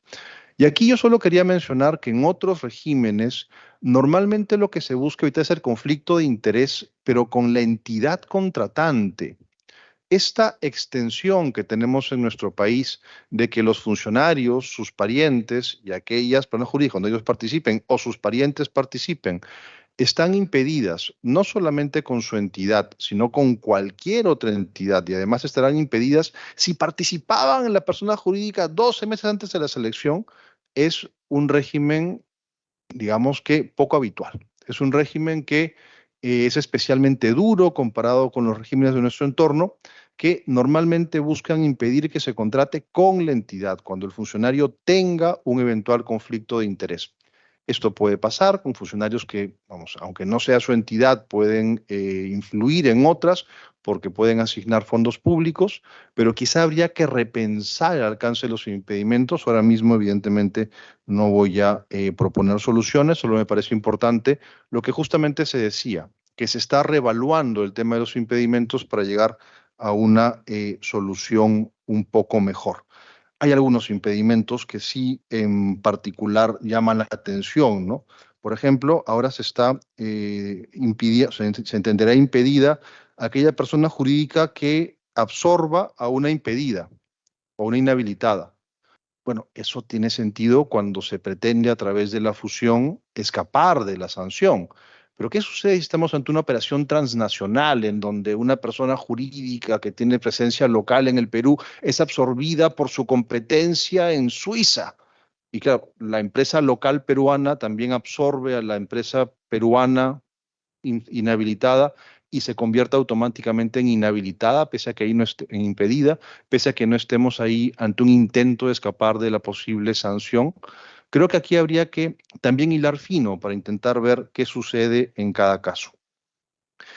También hay un impedimento actualmente vigente por grupo económico. Ese impedimento debería aplicar no para ser participante, sino para ser postor. Y se pretende incluir un nuevo impedimento que sí puede ser especialmente complicado en nuestro país, que es cuando se declare nulo o resuelto un contrato con una entidad. Claro, el impedimento aplicaría solamente para la entidad que haya declarado nulo o resuelto el contrato, pero aplicaría sin necesidad de laudo. Es decir, una entidad resuelve un contrato y por tanto ese contratista ya no puede contratar con la entidad durante los 12 meses siguientes, independientemente de que haya o no haya laudo todavía confirmando que esa nulidad o resolución es por causa imputable al contratista. Esto suena bien, pero puede prestarse eventualmente a arbitrariedades. Más aún, si ahora voy al régimen sancionador, sigue siendo esto una infracción. Es decir, el contratista que da pie a una resolución de contrato o a la nueva nulidad, pues la resolución de contrato, va a ser sancionado primero con multa, luego con multa, a la tercera vez con una inhabilitación, pero se está configurando como infracción el dar pie a una resolución culpable, pero también es al mismo tiempo ya de por sí un supuesto de impedimento. En cuanto al régimen sancionador, es algo lo que ya venimos bastante tiempo discutiendo y se viene analizando en nuestro país hace ya varios años desde que el OCE tiene esta competencia. Tenemos un primer problema que además ha sido motivo de un procedimiento del TC, para mí muy discutible, pero ya ha sido resuelto por el TC, que es el carácter objetivo de la responsabilidad. Vamos, que te sancionen sin culpa me parece a mí cuestionable, ¿no? Hiciste todo bien e igual eres sancionado. En materia de contratos se establece que se puede sancionar objetivamente. Para mí esto es algo que si bien está habilitado por ley y considerado por el TC Constitucional, no debería ser una política a seguir en contra de lo que se viene haciendo en nuestro ordenamiento jurídico. Y tenemos una serie de infracciones que realmente resulta discutible que puedan ser objetivas. Y yo quiero enfocarme, solamente para terminar y no entretenerlos más tiempo, en una de ellas, que probablemente sea la más grave de todas, que es la presentación de información falsa. Inicialmente la ley incluía un solo artículo, presentar información inexacta y falsa. Esa fue nuestra legislación original y se tipificaba como un solo tipo infractor. Después se dividió y se consideró que la inexacta era una infracción, que además solo se castigaba si es que habías obtenido un beneficio de presentar la información inexacta, y la información falsa era un tipo mucho más grave, que tenía una sanción mínima de 36 meses y un periodo de prescripción de 7 años. Fíjese, 7 años para que prescriba la infracción, con la posibilidad de que además le abran el procedimiento sancionador a una absorbente. O sea, si comete la infracción, 5 años después vendes la empresa, a ti el procedimiento sancionador. Pues bien, yo debo decir que a mí este régimen tan duro para la presentación de información falsa me parece más apropiado para aquellos casos en donde no haya responsabilidad objetiva. Es decir, no puede ser que solo porque el documento sea falso, así tú hubieras hecho todo lo posible por verificar la autenticidad del documento, tengas un castigo tan relevante. Además, con un periodo de prescripción tan amplio. Debería ser, evidentemente, un supuesto muy grave si es que has planificado, planeado o participado en la adulteración. Pero, ¿qué diferencia existe entre la posición de quien presenta el documento inexacto, creyendo que es exacto, y la posición de quien presenta el documento fraguado, creyendo que no lo es? Si es que hubiera seguido todos los pasos necesarios para verificar la autenticidad del documento. Quizá esta sea una de las infracciones que convendría revisar, tomando en cuenta la especial gravedad de la consecuencia para quien comete esta infracción. Una cosa que yo creo que es loable del proyecto de ley es que limita las inhabilitaciones. Primero habrá sanciones pecuniarias y luego únicamente habrá inhabilitaciones, salvo en el supuesto de la información falsa, si se vuelve a cometer la infracción por una tercera vez. Pero si hay una cosa, yo quiero terminar con esto que me parece inasumible del proyecto de ley y que ya está desde hoy en la ley, o sea, no es una modificación. Y es el hecho de que se remita al reglamento de la ley el régimen del procedimiento sancionador, vulnerando lo dispuesto por la ley del procedimiento administrativo general, que establece que no puede haber garantías menores que las dispuestas en esa ley. Actualmente, por ejemplo, en el régimen sancionador de contratos no aplica la distinción entre órgano instructor y órgano decisor, porque el reglamento no lo prevé. No aplica la caducidad, porque el reglamento no lo prevé. No aplican los eximentes, porque el reglamento no lo prevé, siendo estas materias todas reguladas en la ley del procedimiento administrativo general. No deberíamos, creo yo, seguir manteniendo un régimen excepcional en el régimen sancionador de contratos, tomando en cuenta que finalmente estamos ante lo mismo, ante la imposición de castigos. Muchísimas gracias. Gracias, doctor Víctor Vaca. Destacado profesional, y le agradecemos su interesante exposición.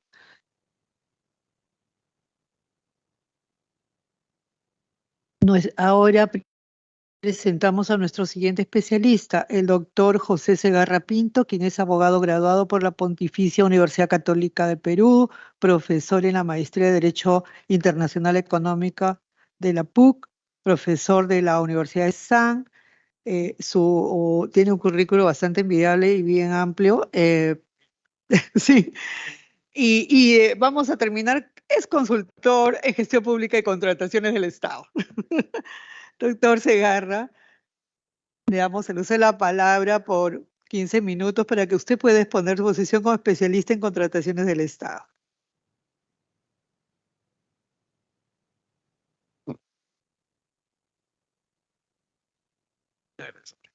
Aló, ahora sí. Muchas gracias por la atenta introducción y muchas gracias por la oportunidad de participar en la comisión. Bien, vamos al punto. Excelente la exposición del doctor Vaca y también me supongo la doctora que ya nos hemos encontrado en otros foros también y siempre la calidad de sus intervenciones son muy altas. Bien, vamos al punto. Número uno, y retomando justo las opiniones, inclusive creo que interrogantes, ¿no? Por ejemplo, la del señor José Cueto, que nos hablaba de, por ejemplo, esto de por qué el OCE no está en la Contraloría. Ajá. Y estoy tomando esta pregunta para a su vez hacer el ingreso digamos, al punto de fondo mío, ¿no? Particularmente yo considero que sí debería estar, por el rol que tiene. Ajá.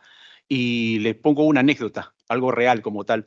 Año 2006, me invitaron a formar parte de la Comisión Revisora de la Ley de Conciliación. Humildemente quisimos buscar una fórmula conciliatoria en proceso de conciliación del Estado. Trajimos 6 procuradores. Estoy siendo muy escueto. ¿Por qué tú no concilias? Por la Contraloría. Y tú por la Contraloría, por Contraloría. Nadie quería conciliar por el tema de la Contraloría. Otro, rapidísimo. Es verdad. Viene un cliente, teníamos un problema. ¿Con quién era la entidad que se había hecho la contratación mi cliente? Con la Contraloría. Hubo un problema X, que lo voy a resumir, que se basaba simple y llanamente, se solucionaba con la aplicación de principios, de flexibilidad, etcétera, etcétera. Fuimos con el funcionario. Tienes todo, te lo vamos a dar gratis, inclusive un poco más. No, la norma lo dice. Oye, pero tú estás en la Contraloría, pues toca la puerta, pues a ti te lo van a decir. No. ¿Qué había? Es un trasfondo.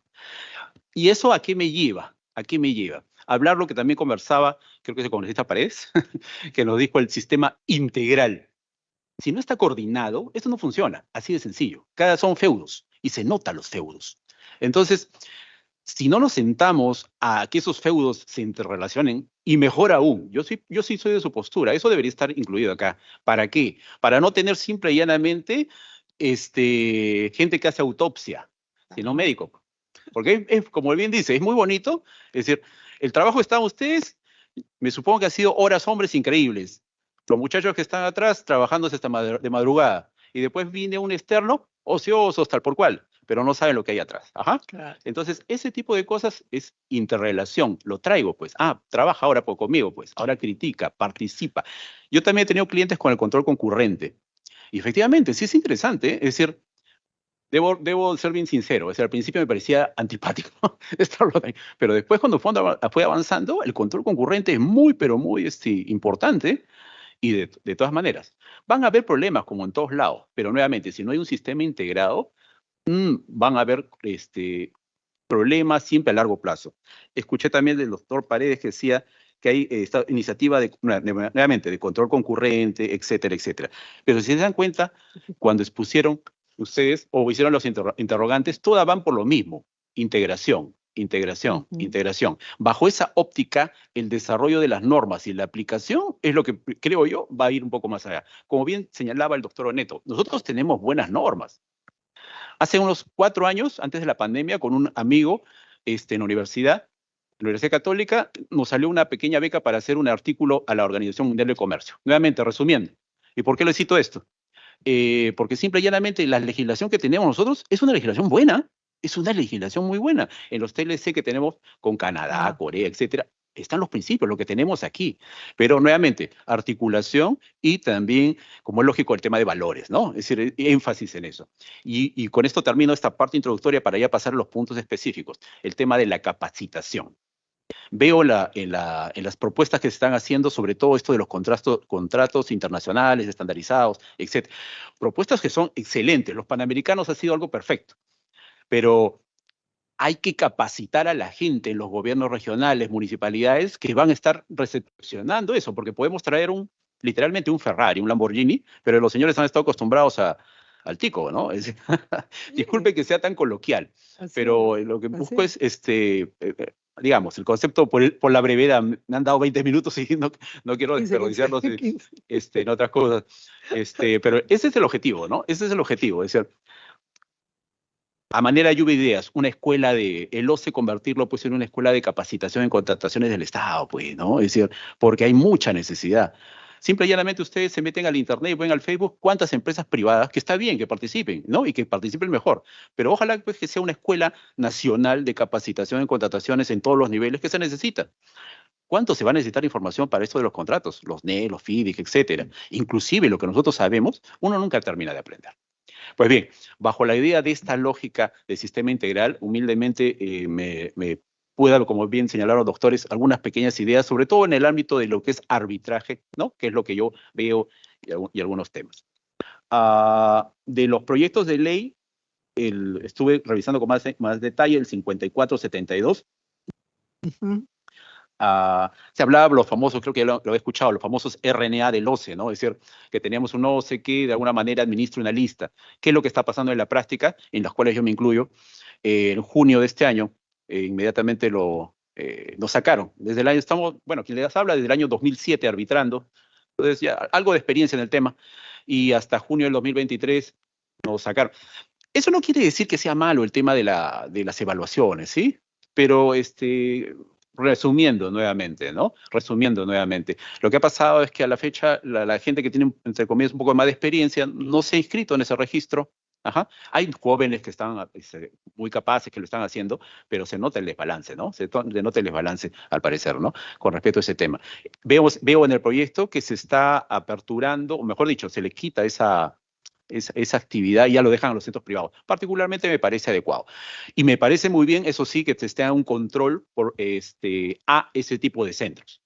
Porque también es una realidad que hay centros y también hay centros a medida. Hace unos días una compañera que trabaja en una entidad del Estado, nuevamente resumiendo, un contratista y ese contratista ha formado su centro de arbitraje. Y a coincidencia sale un arbitraje, un laudo, un laudo a través de un árbitro de emergencia. Esa es otra problemática que se está de alguna manera apuntalando aquí. No lo estoy inventando, eso es lo que está pasando. Claro. Pero bueno que aquí se está reforzando, me ha gustado esa parte, ¿sí? Pero inclusive, y aquí toco un tema, el tema de la competencia. Porque a veces, ¿qué puede pasar? Yo soy la entidad, el contratista, estamos en Lima y de repente aparece un árbitro de emergencia, una medida cautelar de Tumbes. Sí. Oh, ¿qué pasó? ¿Qué pasó? Quizás delimitarlo eso, colocarlo como tema de competencia de los árbitros únicos, que las partes intervinientes nos pongamos de acuerdo desde el principio quién puede ser nuestro árbitro único y no dejarlo al libre albedrío. Nuevamente, esto no es una conjetura mía, eso es lo que se está dando en la realidad. Lo bueno de alguna manera del círculo que estamos nosotros, nos pasamos la voz, qué está pasando, etcétera. Y hay centros muy dedicados y hay otros con esas particularidades, ¿no? Vamos rápido.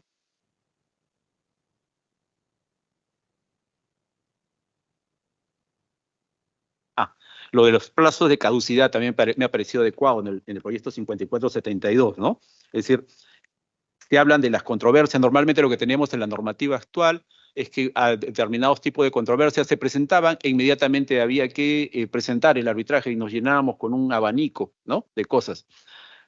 Quizás como abogado yo decía, qué bueno, me llegan más casos. No, pero aquí lo que estamos viendo en la prioridad es el Estado, ¿no? Que de un mismo contrato puede salir 10, 15 procesos. Y ahí hay que ser franco, ¿no? Tenemos coleguitas que les gusta jugar y lo mezclar y lo ponen aquí, por allá. Duplicidad, te presentan el mismo caso en otro. Nuevamente, aquí estamos, como decíamos, vamos al plano real, ¿no? El plano exacto. Entonces, este tipo de practicidad, me ha gustado que se ponga un plazo de los 30 días, muy bien. E inclusive que después dice el 66,6, en todas las demás controversias, cualquiera de las partes da inicio al arbitraje como máximo entre los 30 días y pone la entrega final del bien, la presentación de entregable final, la entrega de la obra, etcétera, etcétera. Es decir, me parece muy bien que se materialice y ya después se vaya, porque a veces queda inconcluso. Inclusive, viniendo, ya como lo último, me gustó también una parte en las cuales el proyecto dice no procede las medidas cautelares destinadas a impedir, paralizar o retrasar el inicio o conformidad de la ejecución de las obras. Perfecto, perfecto, muy bien. Porque lo que pasaba muchas veces es yo, contratista que incumplía, salía una medida cautelar del Poder Judicial sabe Dios dónde, inmediatamente paralizaba una obra de 200, 300 millones y eso es un problema, ¿no? Eso es una realidad. Es una realidad.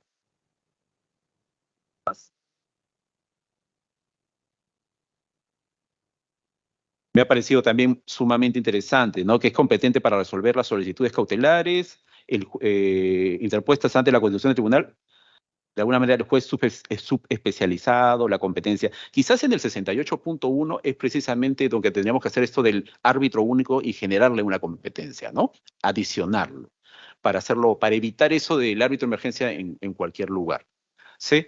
Y sobre todo eso, me ha gustado mucho lo del establecer un control también sobre los centros de arbitraje y de junta de resolución de disputas, que hay un buen trabajo que se está haciendo y parece que está, yo lo veo como árbitro también. A veces estamos acostumbrados a una cantidad de procesos que nos llegaban y ahora disminuye, pero está bien, porque la idea que es el país, ¿no? Sobre todo.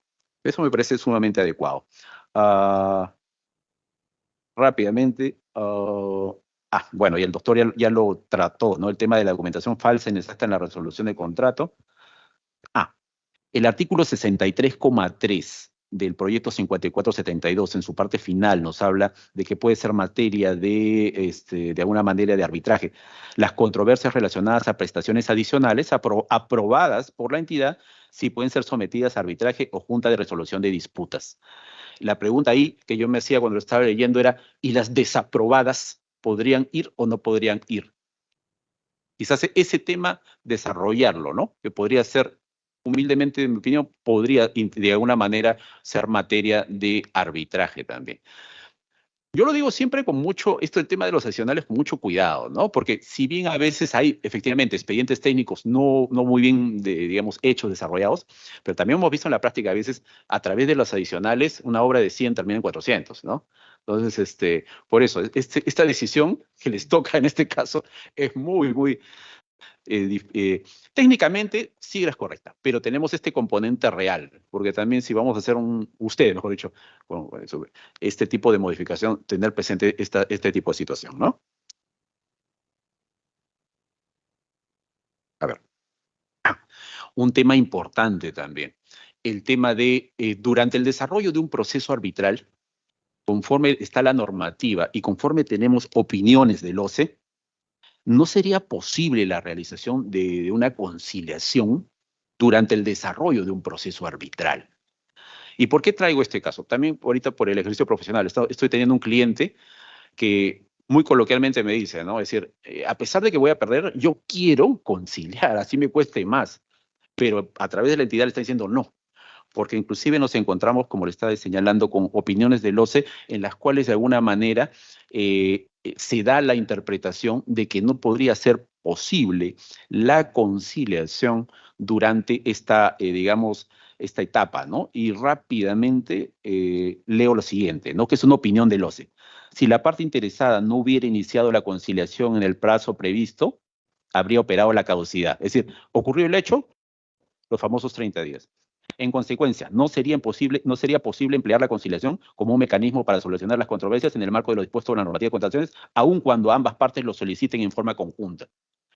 Entonces, si estamos en un proceso de arbitraje y una de las partes se va a dar cuenta que sí, pues, ¿no? Estoy en un problema o me conviene conciliar, y aquí una opinión del OCE me dice, oye, tú no puedes porque es su interpretación. Particularmente, estimados señores, yo sí considero que si ambas partes quieren llegar a un acuerdo, perfecto. Como es lógico, ambas partes quizás con un control concurrente de la Contraloría, ¿no? Porque no vaya a ser que yo te debo 100, sí, conciliación, sí podemos. Tú me debes, digamos, yo le tengo que hacer algo al doctor por 100 y al final por 50, y como es conciliación, quedamos a la mano. No, es que tampoco no se trata de acuerdos pírricos o tontos o que sean negativos para la entidad. Es decir, si se sabe hacer una buena conciliación, un buen análisis costo-beneficio, tengo un control concurrente que me cuida, de alguna manera me cuida de espaldas y me da instrumentos para poder hacerlo, y eso que sea algo positivo, ¿no? Pero nuevamente, este extremo de poder conciliar dentro del proceso arbitral, en este caso como árbitro, lo recomendaría si lo pudieran, bueno, con su venia lo podrían ustedes incluir en este tipo de actividad. Mil disculpas por la brevedad, muchas gracias por la oportunidad, disculpa que sea tan coloquial, pero nuevamente, la idea es transmitirlo rápido y muchas gracias. ¿Algún congresista desea hacer alguna pregunta? Agradecemos la importante exposición del doctor José Segarra Pinto. Lo invitamos a permanecer por unos minutos en la sala o unos segundos. Yo creo que ya no hay, no hay ninguna, ¿no?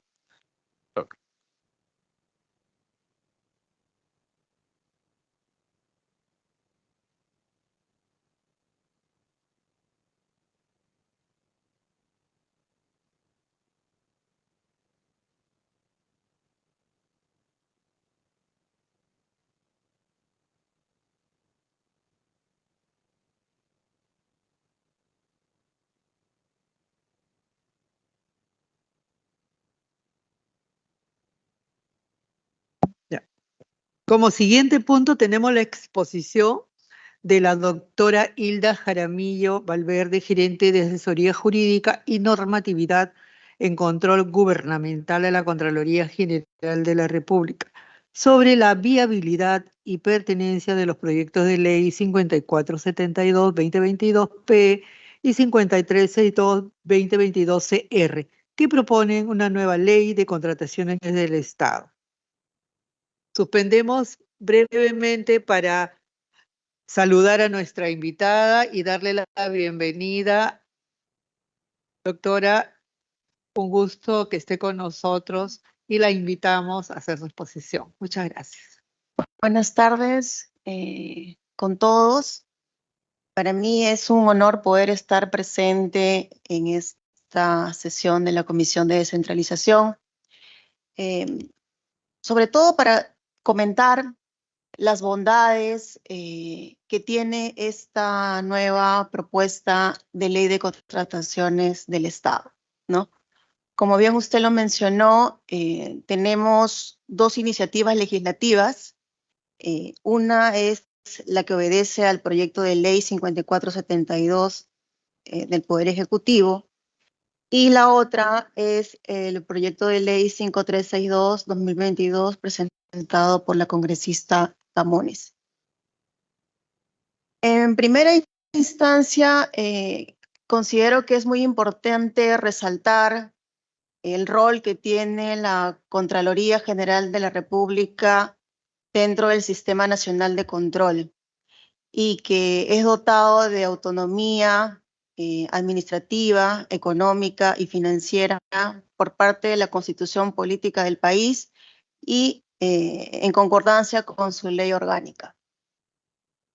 Y justamente quiero hacer este preámbulo y precisar de que por la condición que tiene constitucionalmente la Contraloría como un órgano constitucionalmente autónomo, es importante resaltar esta independencia que tiene a nivel nacional para poder efectivizar y ejecutar de la mejor manera el adecuado uso de los recursos públicos.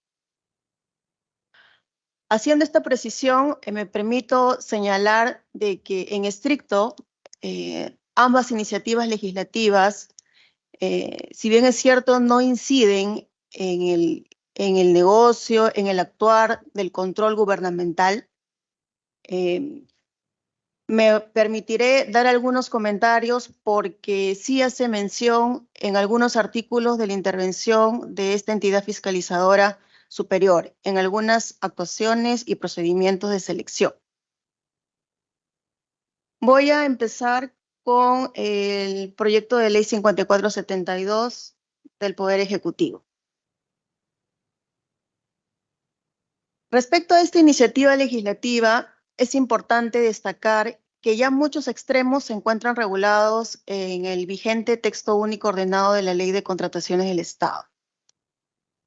Sin embargo, hemos podido advertir que se han realizado ciertas modificaciones y también derogaciones en algunos extremos que consideramos importante que se pueda tener en cuenta por parte de la Comisión.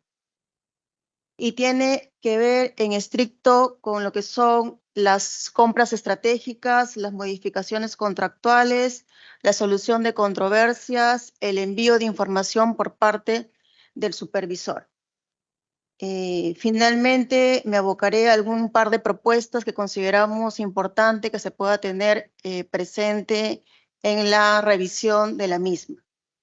En cuanto a las compras estratégicas, es importante mencionar que se recoge lo que actualmente está regulado en el artículo 6 del texto único ordenado de la Ley de Contrataciones, que tiene que ver con el envío de información a los órganos que conforman el Sistema Nacional de Control en la ejecución de los convenios por encargo en la realización de actuaciones preparatorias y o procedimientos de selección a cargo de otras entidades u organismos internacionales, ¿no? Es importante resaltar la pertinencia de la permanencia de este envío de información al Sistema Nacional de Control para los fines de su propia labor, que al inicio de esta disertación la he mencionado. Y porque además también se encuentra previsto en el artículo 22 de la Ley 27785, que por temas de tiempo solamente me voy a remitir. El segundo punto que nos parece importante destacar es de que respecto a las modificaciones contractuales, actualmente se encuentra regulada la habilitación de prestaciones adicionales de obra por distintas situaciones, como son las causas de ocurrencia de las deficiencias de expediente técnico o situaciones imprevisibles posteriores al perfeccionamiento del contrato, o por causas no previsibles en el expediente técnico que no son responsabilidad del contratista. Sin embargo, en la propuesta se está suprimiendo estos supuestos que acabo de mencionar y los señalan como una suerte de excepcionalidad.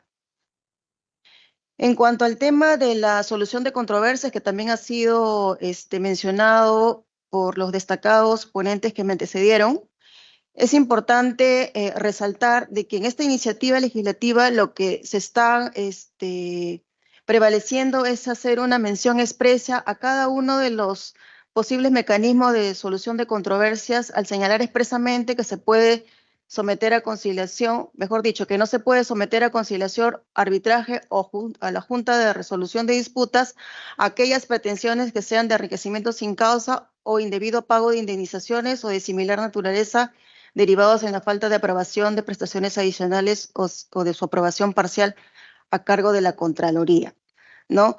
Este extremo de la improcedencia del sometimiento a estos mecanismos alternativos de solución de conflictos ya se encuentra regulado en la propia directiva de la materia que está referida a los servicios de control previo de las prestaciones adicionales de obra. Y también se encuentran reguladas en el artículo 45 del actual texto único ordenado de la Ley de Contrataciones. Como cuarto punto, considero importante enfocarnos a la labor digamos, imprescindible que tiene el supervisor de obra para el envío de la información a los órganos que conforman el Sistema Nacional de Control. ¿Por qué? Porque en la actual ley orgánica, en la actual Ley de Contrataciones del Estado está regulado qué tipo de información o qué documentos son los que se tienen que presentar al Sistema Nacional de Control, ¿no? Sin embargo, en la propuesta estamos dejándolo solamente como el envío de información de manera lata, sin hacer distingo de qué cosa es lo que tengo que entregar a la Contraloría para los fines de su labor de control. Como quinto punto, se está haciendo mención a los contratos menores, es decir, al tema de también considerarlos en el marco de las contrataciones del Estado, aquellas que tengan como 8 UITs en sus ejecuciones contractuales, ¿no? Sin embargo, nosotros sabemos que en la actual Ley de Contrataciones este es un supuesto excluido, ¿no? Por lo cual consideramos que es importante que se pueda quizás reevaluar este umbral que se ha puesto de los 8 ITs, en tanto y en cuando lo que se busca es de repente hacer una remisión a un reglamento que me permita tener un procedimiento regulado pero más ágil para poder hacer efectivas estas contrataciones. Y por otro lado, en el tema del rubro de las infracciones, consideramos importante que también pueda hacerse extensivo a infracciones y sanciones a los proyectistas y a los supervisores de obra, sobre todo para poderles exigir la calidad de un expediente técnico o definitivo o ante los casos de incumplimiento de obligaciones. que no está regulado en la actual ley de contrataciones y que tampoco se encuentra prevista en la iniciativa legislativa. Eso es en cuanto a la iniciativa legislativa del Poder Ejecutivo.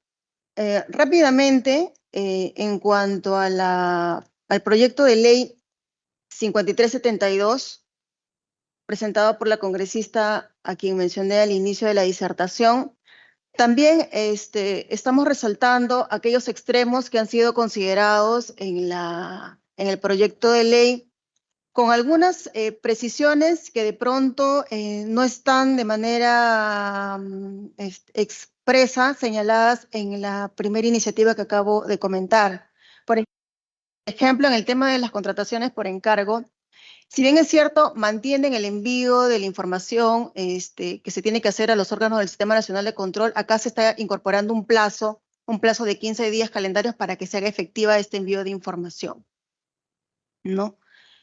En el tema de la supervisión de la entidad, estamos advirtiendo que se está incorporando un encargo legal para los OSI y para la Contraloría, que está vinculado al tema de atención de denuncias por parte del contratista cuando advierta algún tipo de incumplimiento por parte de la entidad por falta de supervisión de los procedimientos de contratación, que como ya lo mencioné, esto ya se encuentra regulado en nuestra ley orgánica del Sistema Nacional de Control y que va en la línea de nuestra propia labor de control.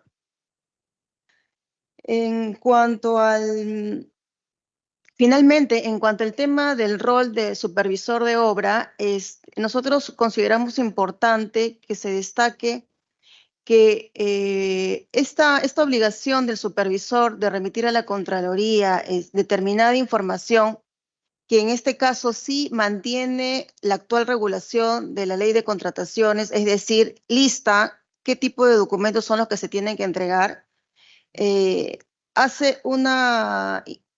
incide también en el hecho de que el acto de enviar información por parte del supervisor a la Contraloría no le exime de algún ejercicio de control concurrente que pueda ejercer los órganos del Sistema Nacional de Control.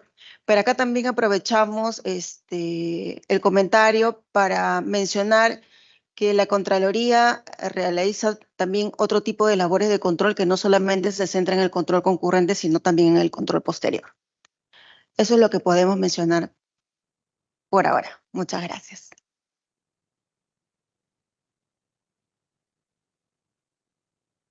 Agradecemos la exposición de la doctora Hilda Jaramillo Valverde. Igualmente, la excelente exposición de nuestros destacados invitados, doctor Víctor Vaca, doctor José Segarra. Sus aportes, sus valiosos aportes van a servir como insumo para que nuestra comisión pueda elaborar y tomarlos en consideración para el predictamen. Muchas gracias por su presencia. A nombre de nuestra Comisión de Descentralización, agradecemos sus valiosos aportes. Muchas gracias.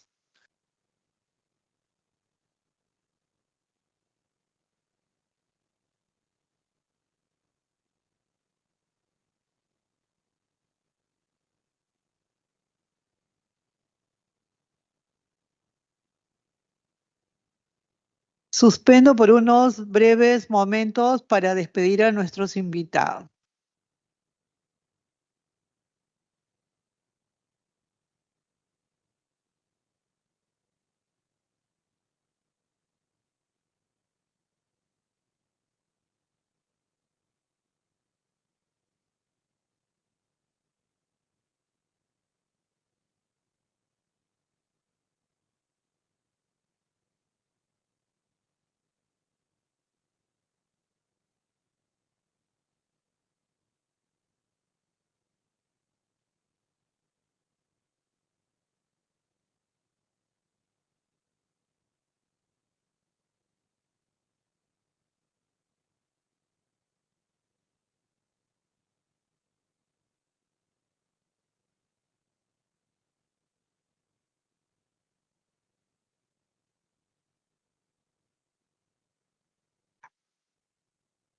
Señores congresistas, reanudamos la sesión. Siendo las 5:04, se levanta la sesión. Muchas gracias por su presencia.